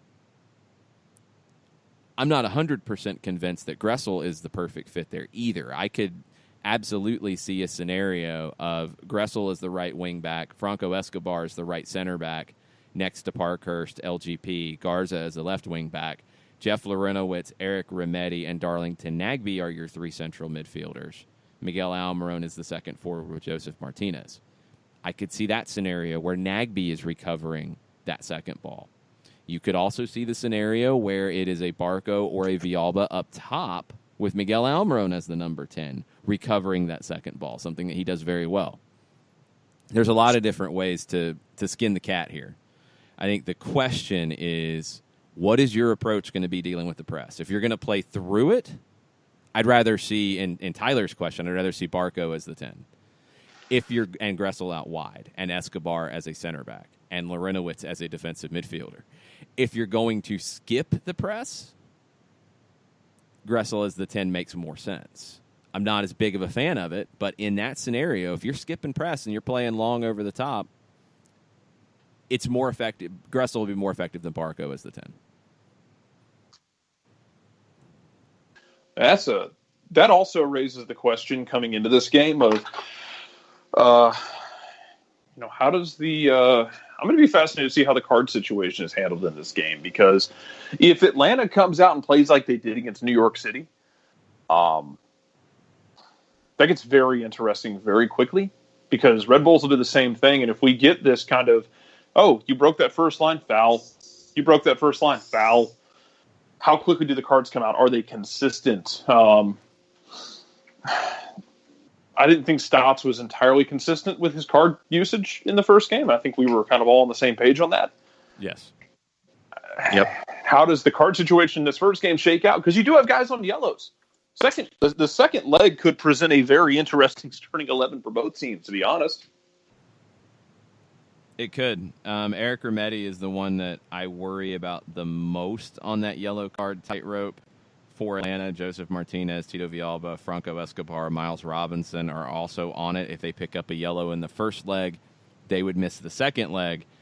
If you get past the first leg, you won't be suspended for yellow card accumulation in the final. The only player on the yellow card tightrope going in for the Red Bulls is Sean Davis. 0 yellow cards in the second leg. Alan Kelly was the referee in that one. No yellow cards in the second leg, the 3-0 New York win. Sean Davis is the only player on a yellow for the Red Bulls. So keep that in mind. I'm flabbergasted they made it through 2 legs of Columbus without a yellow, with only 1 yellow. Yep. That is impressive.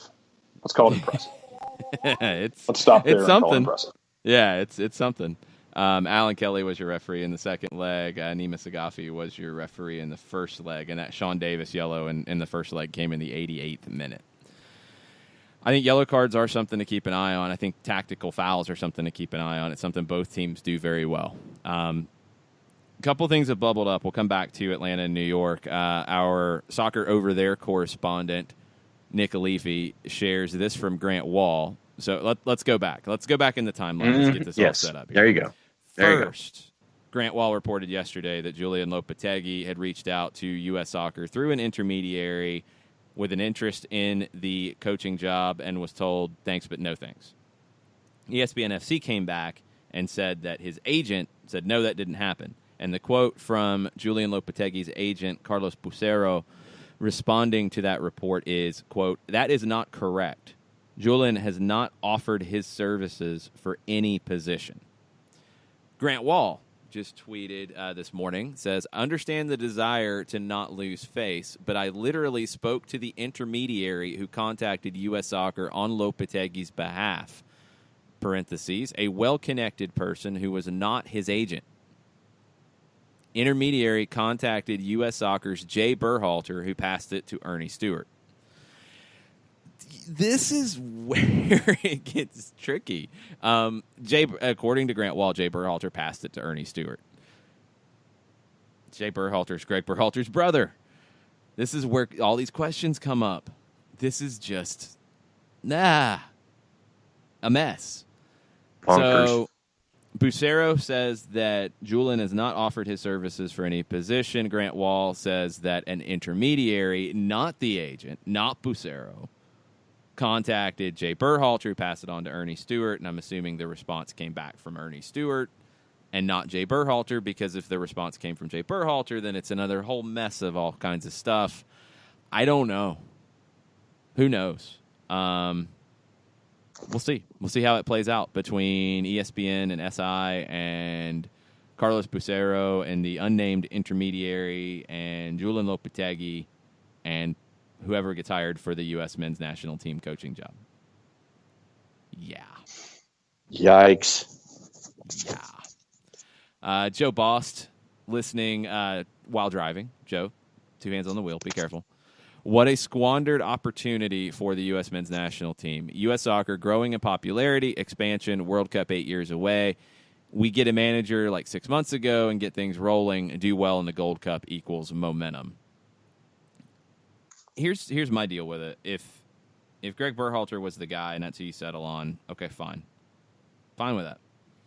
If Greg Berhalter is the guy and you settle on him and you decide he's going to be your hire, but you're going to let him finish out the season with the Columbus Crew, fine with that. Completely fine with that. The unknown of the whole thing is making it worse. That's the problem. Along with now it coming out that every other potential major candidate that you could think of has not been interviewed.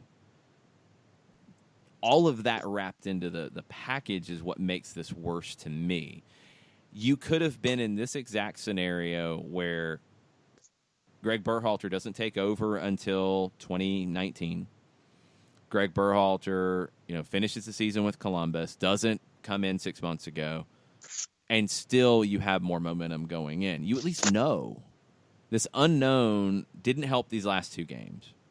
Hasn't helped, period, with the perception. Fan base is confused, frustrated, upset, because it feels like nothing is happening with no interviews and no responses about what's happening. That's my problem with it. You could have been in this exact scenario if it had been handled differently and Greg Berhalter gets the job. You could have done it differently, and it would have been okay. That's where I think the process has made it more difficult for Berhalter to do his job when he gets hired. I have questions if they're approaching this the same way John Coppolella approached the Braves general managership, where they were like, basically, the Braves were team no leaks. Like, nothing got out. For a while, the Hawks were too. But it was like when something went down with those teams, you heard it from the team's Twitter account first, or a media relations email. And it's like, maybe U.S. Soccer's like, we're not going to leak anything. Maybe you should have. Maybe you should have just said, this is what's going to happen, instead of leaving the entire country's fan base twisting in the wind and looking, like the north end of a southbound horse. I think coming off the qualifying failure, you needed to be at least a little more open about what's going on. Couple more takes real quick before we go to break. Nathan Pugh early this morning said, I know it's not the responsibility of MLS to help the U.S. men's national team, but I hope MLS academies strive to build more technical ability and footy IQ for the youth. I think that's more of a function of training, not playing time. What say you? Example, you can play, and I'm not sure what age, I'm going to say a teenager, in all 34 matches of the season. That may build more IQ and savvy play, but doesn't help them score more or be able to beat a man one-on-one. Pulisic is better because of intense training at Dortmund, not just playing more, in my opinion. Christian Pulisic's also special. Sometimes you have players who are just flat-out special. Christian Pulisic also developed in Pennsylvania. Dad is a former professional player, which gave him a leg up. He didn't go to Dortmund until, a little bit later. It's not like he was at Dortmund since he was, 8 or 9 years old. So that's something that different coaches in the U.S. have pushed back against, and I'll completely agree with them. Christian Pulisic developed in the United States primarily. Dortmund has made him a world-class player. They took what was already a good product and made it better. Nathan is kind of combining a couple things here. I think, no, MLS's job is not to develop players for the U.S. men's national team. MLS's job is to develop players for MLS. The club jobs are to develop players for that club. Based in the United States, primarily your academy is going to be developing American talent that is eligible for the U.S. men's national team. That's just a byproduct of where you are. I agree. Technical ability, soccer IQ, decision-making is what I always come back to. These are the things that have to be stressed because you're going to create better professionals. Whether they play for the national team or not, you're going to create better professional soccer players if you focus on the technique, you focus on the smarts, you focus on the decision-making. And Tony Annan's talked about it a lot here in Atlanta. They're looking for intelligent players. That's a big part of it because the system that Atlanta United wants to play, you have to make decisions quickly. You have to be able to analyze the situation and adjust on the fly. That's important.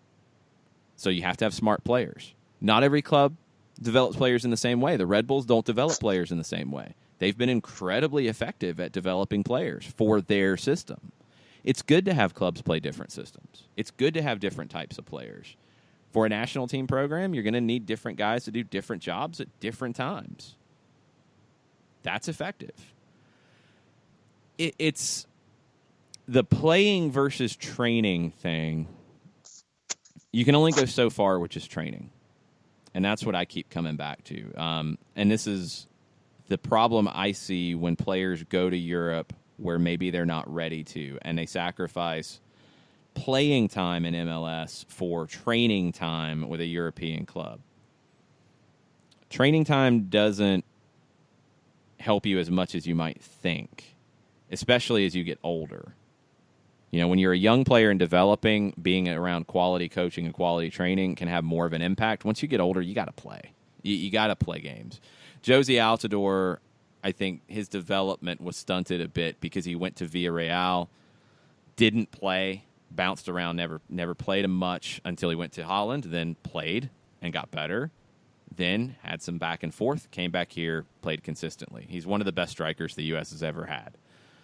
Freddie Adu, great young player, went to Benfica, went through like 3 or 4 managers in about 2 years, hardly got on the field anywhere in Europe, didn't develop. Countless other players, young players, went to Europe, didn't play, didn't develop. Russell Canals. Let's look at Russell Canals. He made a very smart decision. He got to the fringes of the first team with Hoffenheim, saw that it was not going to happen for him. Do you want to go to the second Bundesliga? Do you want to go chase a club in Austria or Belgium or Holland? Or do you want to come back to Major League Soccer where you know you're going to play week in and week out? He did that. He should be part of the national team right now. Every player has to make that decision for themselves, but MLS has to create an environment for young players where they're going to be trained correctly, and I think a lot of clubs are doing that now. The training week in and week out is quality at the first team level to where players are going to continue to be engaged and learn and be sharp. And then managers have to commit to playing young players. Philadelphia is a good example of that. New York has been a good example of that. You have to commit to playing these guys when they get to that point. And that's the next step, I think, for a lot of clubs around the league. So it's a fascinating thing because player development, I think, is only now coming to the forefront in the United States. And we've seen the early returns at the U20 level who've qualified for a World Cup again and have a chance to win back-to-back Concacaf U20 titles tonight when they play Mexico. You're seeing more young players play at higher levels than ever before. We can still see more. We shouldn't settle for what we've seen so far. It's coming. I think as more teams invest and more teams do it the right way, the education gets better, it will continue to grow, and you'll have more choices, and you'll have more Christian Pulisics. But Christian Pulisic is a little bit of being special, being in an environment that you can't necessarily replicate with your father being a former professional, but then also developing in the United States. And when he made the jump at the right time as a player and as a person to thrive at Dortmund. And now he's on the cusp of making another big jump. You'd hate to see him go to a place where he's not going to be a first-choice player. I don't think that helps him. If he goes to Liverpool but plays less than he is at Dortmund, does that make him a better player? I don't think it does. So playing time is a part of it. Development is a part of it. You have to find the right balance for the player's benefit. Let's take a break. More Wall Pass Wednesday after this. Sweet strawberry icing. You're in Goodwill, and just past that vintage denim jacket you spot miniature donut earrings. You lean in.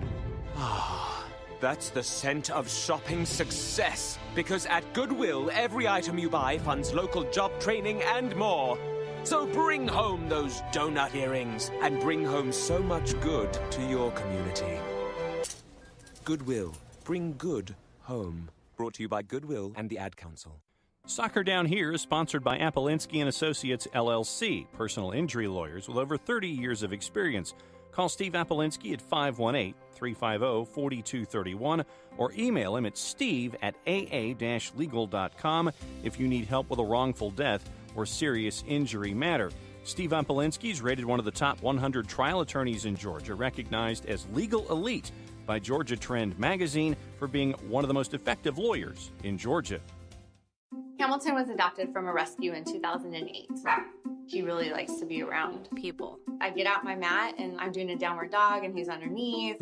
He's quite the pug about town. He gets invited to a lot of parties. He knows he's a pretty big deal. Look at this little face.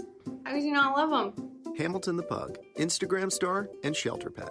Amazing adoption stories start in shelters. Visit theshelterpetproject.org to find a pet near you. Brought to you by Maddie's Fund, the Humane Society of the United States, and the Ad Council. As a business owner, you know that every year brings new challenges and opportunities. The success of your business demands expertise and focus. And Country Financial can help you keep that focus by helping ensure you have the right insurance protection in place to meet your goals. Jason Wright can help you create a customized insurance plan that has coverages designed just for your business. Give Jason a call at 678-568-6871 or reach him on Facebook at Jason Wright Agency. Coverages vary by state. Policies issued by Country Mutual Insurance Company, Bloomington, Illinois.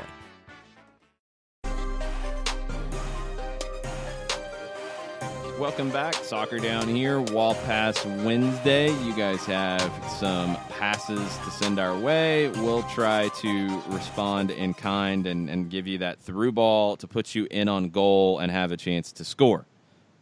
What questions do we have on the Twitters, John? David Bell, at David C. Bell 2. Based on what I'm seeing, it's when, not if. New coach will have just a handful of practices with first-choice 11 candidates in camp to install his system, evaluate any spots where there's competition, and build chemistry. I hope I'm wrong, but a Gold Cup win looks unlikely. It's going to be tough because you're not going to have a whole lot of time, whoever it is. I mean, you hopefully, and if it's Greg Berhalter, he would know the player pool pretty well and be able to – I think he would come in with some ready-made ideas as to what his squad would look like, how he would play. I think for a guy like Berhalter who wants to create a system, and I think that's probably the mandate of whoever takes this job, you want to create an identity, you want to have a way to play, you want to play more on the front foot. A lot of the things that Jurgen Klinsmann said but didn't actually do about being proactive and controlling play and those types of things. That takes time to develop, and it takes time to figure out which players are the best fit for that. So Gold Cup will not be a finished product by far, and I think you're going to be starting from further back because of the time frame. Hopefully whoever gets the gig hits the ground running and already has a set of ideas as to what they're going to do with the Gold Cup, because they're not going to have much time to figure it out on the fly. Andrew Baker, soccer listening in Germany. After 2 performances like we saw over the past week, how can anyone wonder why U.S. fans don't turn up to games? There's no flair, intensity, or identity in the performances. With Atlanta games, I get super pumped. My iWatch tells me a warning because my resting heart rate is too high. That used to happen with U.S. games. The trouble now is the fizz is gone. I just don't connect with the national team anymore because they're painful to watch. You win a Gold Cup, it's a different story. You win some games in qualifying. It changes quick, and it can change quick. It's not fundamentally broken, and it's not never going to get back to what it was. Let's be realistic here. But right now, I think it's silly to charge some of the prices that are being charged for friendlies for the U.S. because it's not a compelling product at the moment. Win some stuff, get back to a World Cup, then charge what you want. But right now, I don't think the product matches the price. And I don't think the product matches the, not even dollar figure investment from fans, but the emotional investment from fans. I don't think people are just that emotionally engaged at the moment because it's not compelling. That has to change. Jarrett, let me start with you, with Jeremy. And full disclosure, I will be one of the guests on Impact tonight. Hashtag Wallpass Wednesday. If there was no Atlanta United, or before they existed, who did or would you support in MLS and elsewhere? ? Hashtag Happy Thanksgiving. Yeah, so with MLS, I mean, I enjoyed it, but I didn't really. I treated it the same way for the most part, the same way I treat England.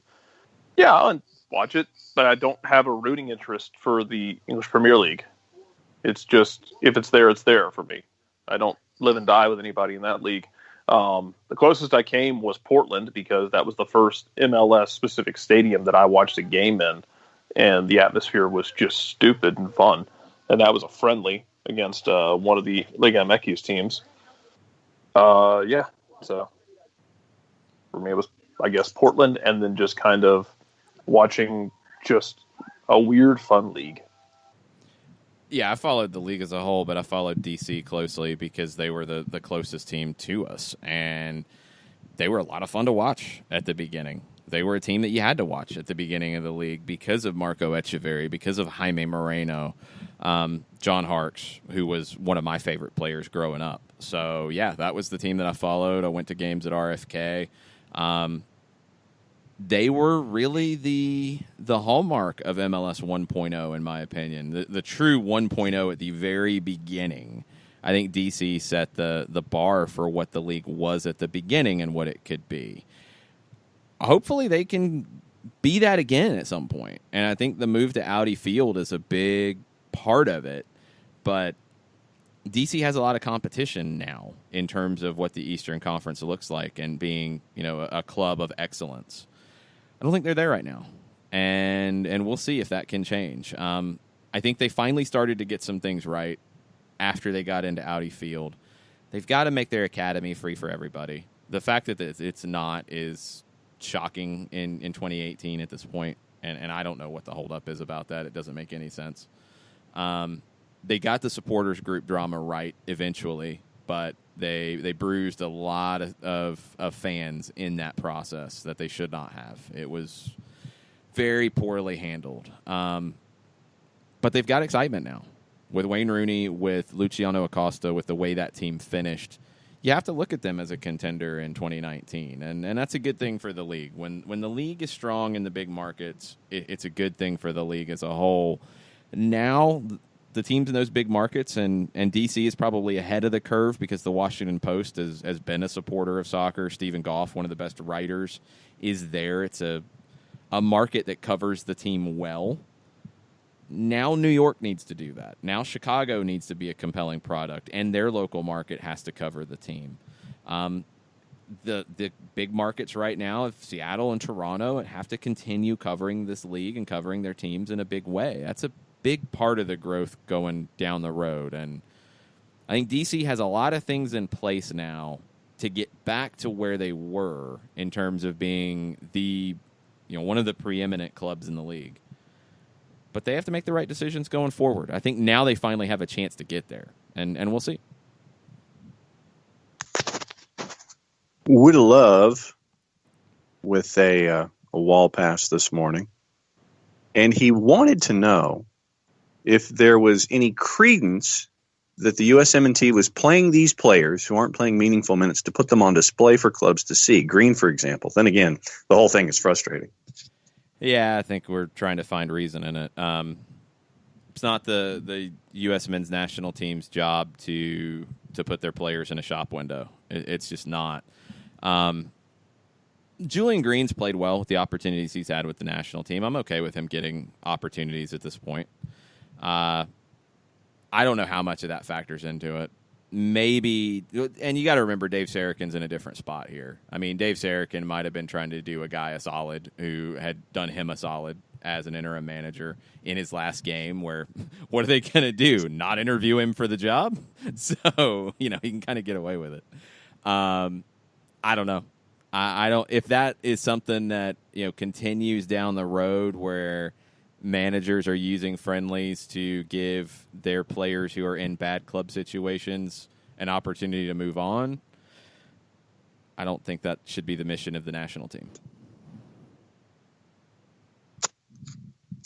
Wes Ollie is of the mind of absolutely starting Barco in the middle. He has the ability to come back and get passes from the back and hold on to it / distribute the ball to the wings, etc., similar to Nagbe.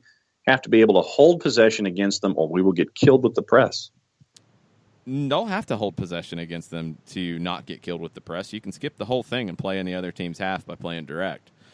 That is the question coming in. If you're going to play through the press, I agree. Barco in the middle is important. If you're going to turn it into a physical battle by playing direct and trying to win second balls, Barco's not your guy in that situation. Not in the middle. That would be more of a role for Aggressel. Or play Lorenowicz, Remedi, who can... Lorenowicz will sit a little bit more. Remedi can push higher. Nagbe's with him. you have a couple guys up who have different skill sets to win that. I think if you're playing direct and you play Remedi, Nagbe, Barco in the middle, you're setting yourself up to get overrun a little bit physically in the middle of the field. If you're going to play through the press, though, you want Barco and Nagbe on the field together because they are your two most technical players. So, interesting conundrum for Tata Martino coming into Sunday. Ryan Fitzpatrick has a thought. He says, guys, Berhalter's season is over and he hasn't been named men's national team coach yet. What does that mean? Tata, USA 2019. They've been sandbagging all of us. Hashtag Wellfest Wednesday. Black helicopter theory in full effect. There goes my Mikel Herrera theory. Damn it. Yeah, we'll see what happens. I'm not expecting either one of those guys to be the guy, and I'm expecting Greg Berhalter to be announced any day now. We'll see when that might actually happen. They'll announce him right before the Costa Rica game for no good reason. If they wait that long, there will be riots outside a soccer house in Chicago. They have to get something in place in the next 2 weeks. By MLS Cup final. By the end of the MLS Cup final, they need to have a manager for the U.S. men's national team. I think that's where we're at. They'll do something with National Signing Day where the kid has 3 hats. If you're doing that for a national team manager role, no.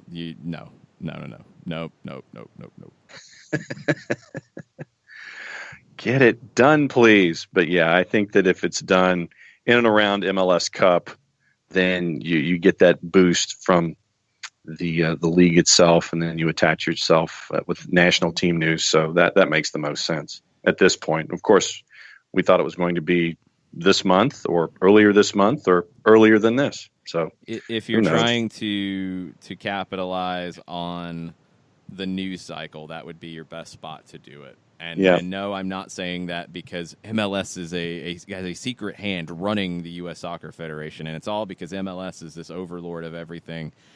I don't subscribe to that black helicopter theory. I don't. Some do. I don't. Frank Marrow, when we were going through the team discussion, he says, based on past history, I would pretty much ignore MLS and support and follow European teams. Really have the Thrashers to thank. If they hadn't moved, I never would have become such a big Atlanta United supporter. There's a lot of different people in different situations in Atlanta who have become big-time supporters and big-time fans of the game and consume the media that's out there about it, who were not your traditional soccer fan. And I'm doing the air quote thing while I say that. That's what's different about Atlanta. And that's when you go from 20,000 a game to 55,000 a game. That's the difference, is you cross over into the mainstream. You cross over into people who are not traditional soccer fans that way. Atlanta's been outstanding at doing that and better than anybody else in the league ever. And it has to be something that the rest of the league looks at. It has to be. Last night on Stoppage Time Live, we had Skate Knopfsinger, Director of Marketing, VP of Marketing for Atlanta United. And one of the things that stuck with me that she said was how she focused early on listening to Atlanta. Not Atlanta soccer fans, not Atlanta youth soccer coaches. Atlanta as a whole. And soaking that up, and then being able to have a message and a team that speaks to everyone. And Atlanta United does that. Other clubs speak to a very small subset of their potential fan base. They only go for the low-hanging fruit. You're not going to grow that way. You're not going to grow that way if you don't take that step to embracing somebody like Frank, who would not have been an MLS fan. Yeah, the Thrashers leaving helped. That gave him more time to be a fan of Atlanta United.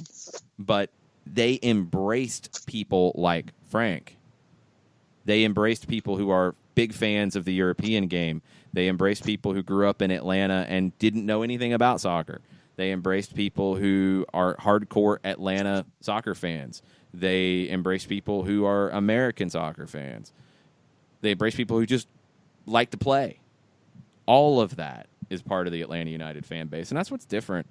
So hopefully other teams and clubs learn from it and take advantage of those opportunities for themselves. Let's take a final break. We'll be back to wrap everything up after this. The average time a resume spends on an HR manager's desk is 7 seconds, and most of them are tossed aside. Now imagine if one of those resumes belonged to Yasmin, who was Living in a shelter, juggling 3 jobs. I had to be resilient. That's something that you can't teach. We rely so much on a resume, yet it could never tell the full story of someone who Had to be independent and take initiative, and that's how I handle every project I get. Discover new ways to develop great talent at gradsoflife.org. Brought to you by Grads of Life and the Ad Council. We know that every driver is different, and a one-size policy does not fit all. That's why Country Financial offers a variety of discounts, so you get the coverage you need and the savings you deserve. From good driver to good student, multi-policy to multi-car, we've got a discount to suit every driver. Call Jason Wright at 678-568-6871 today to see what you could save. On Facebook at Jason Wright Agency or by phone at 678-568-6871. Discounts vary by state. Policies issued by Country Mutual Insurance Company, Country Preferred Insurance Company, or Country Casualty Insurance Company, Bloomington, Illinois. Hey, hon, what you doing with your phone? Taking pictures? No, I'm asking it questions. Like what? Hey, Bobo, do flowers have best friends? I'm sorry. I'm afraid I don't know that. Hey, follow me. I want to show you something. Look, flowers do have best friends. Whoa. Some answers can only be found in nature. Discover the unsearchable. Visit discovertheforest.org to find a trail near you. Brought to you by the United States Forest Service and the Ad Council. Soccer Down Here is sponsored by Appolinsky and Associates, LLC, personal injury lawyers with over 30 years of experience. Call Steve Appolinsky at 518-350-4231 or email him at steve@aa-legal.com if you need help with a wrongful death or serious injury matter. Steve Appolinsky is rated one of the top 100 trial attorneys in Georgia, recognized as Legal Elite by Georgia Trend magazine for being one of the most effective lawyers in Georgia.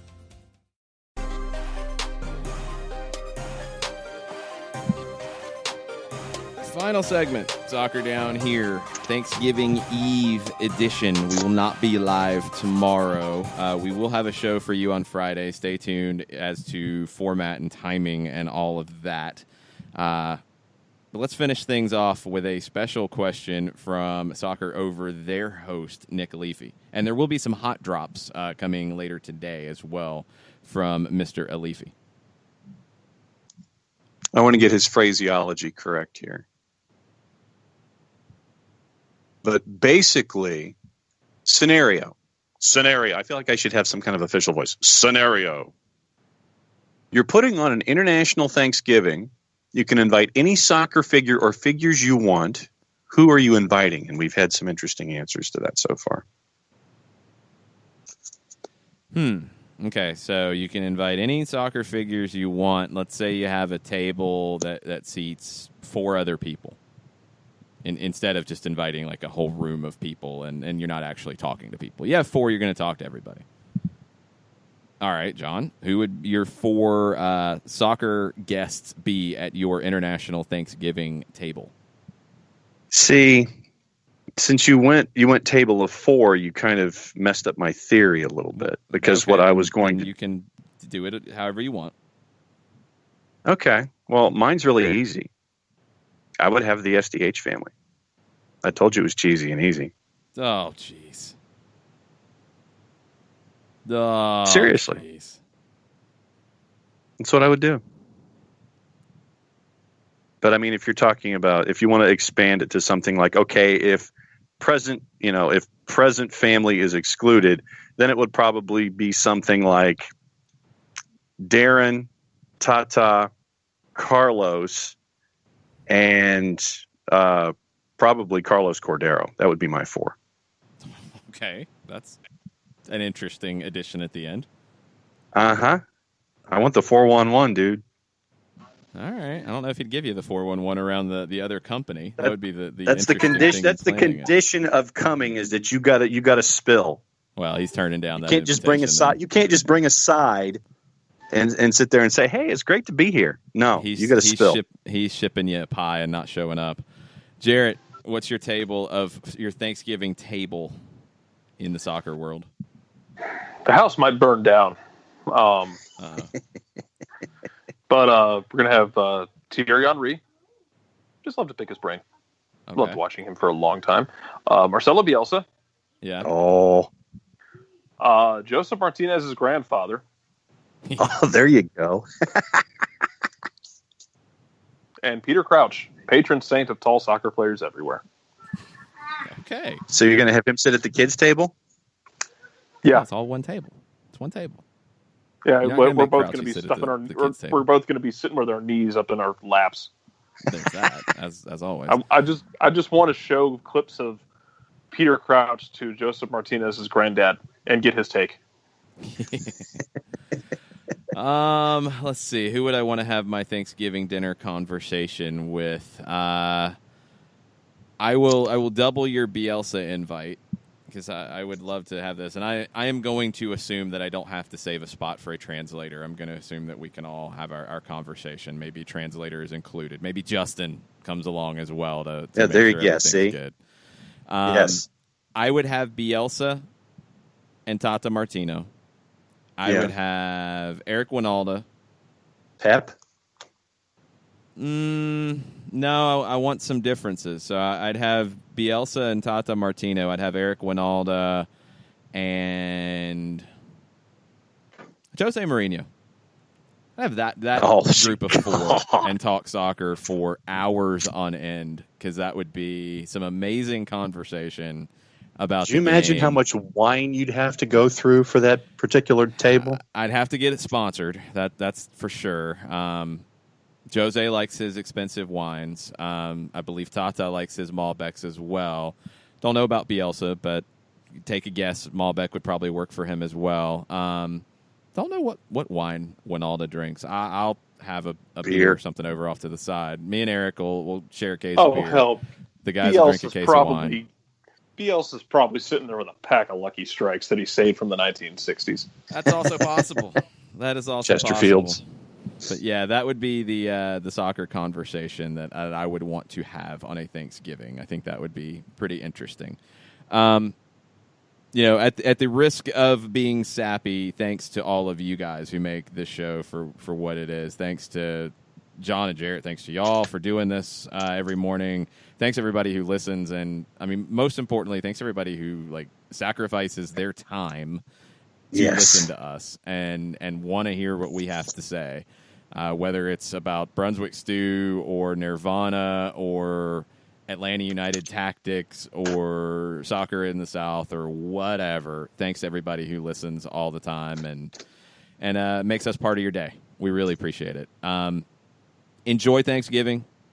Enjoy Thanksgiving with the people who mean the most to you, and we will be back with you on Friday. Stay tuned to our Twitter at Soccer Down Here for what that show will look like, whether it's recorded, whether it's live, whether it's a little bit different time slot. Friday's kind of a funky day. We'll figure out how to make it work, but we will have everything in a big package of a Atlanta New York Red Bulls preview ahead of Sunday, and we will be live for a tailgate show in the Gulch. Everything's coming together on timing and all of that. It will be a busy weekend in Atlanta soccer. So eat your turkey, eat your ham, eat your cranberry sauce out of a can, and get ready for Atlanta and New York on Sunday. Thanks, everybody. Mucha plata, y'all. Mucha plata, y'all. Happy Thanksgiving, y'all.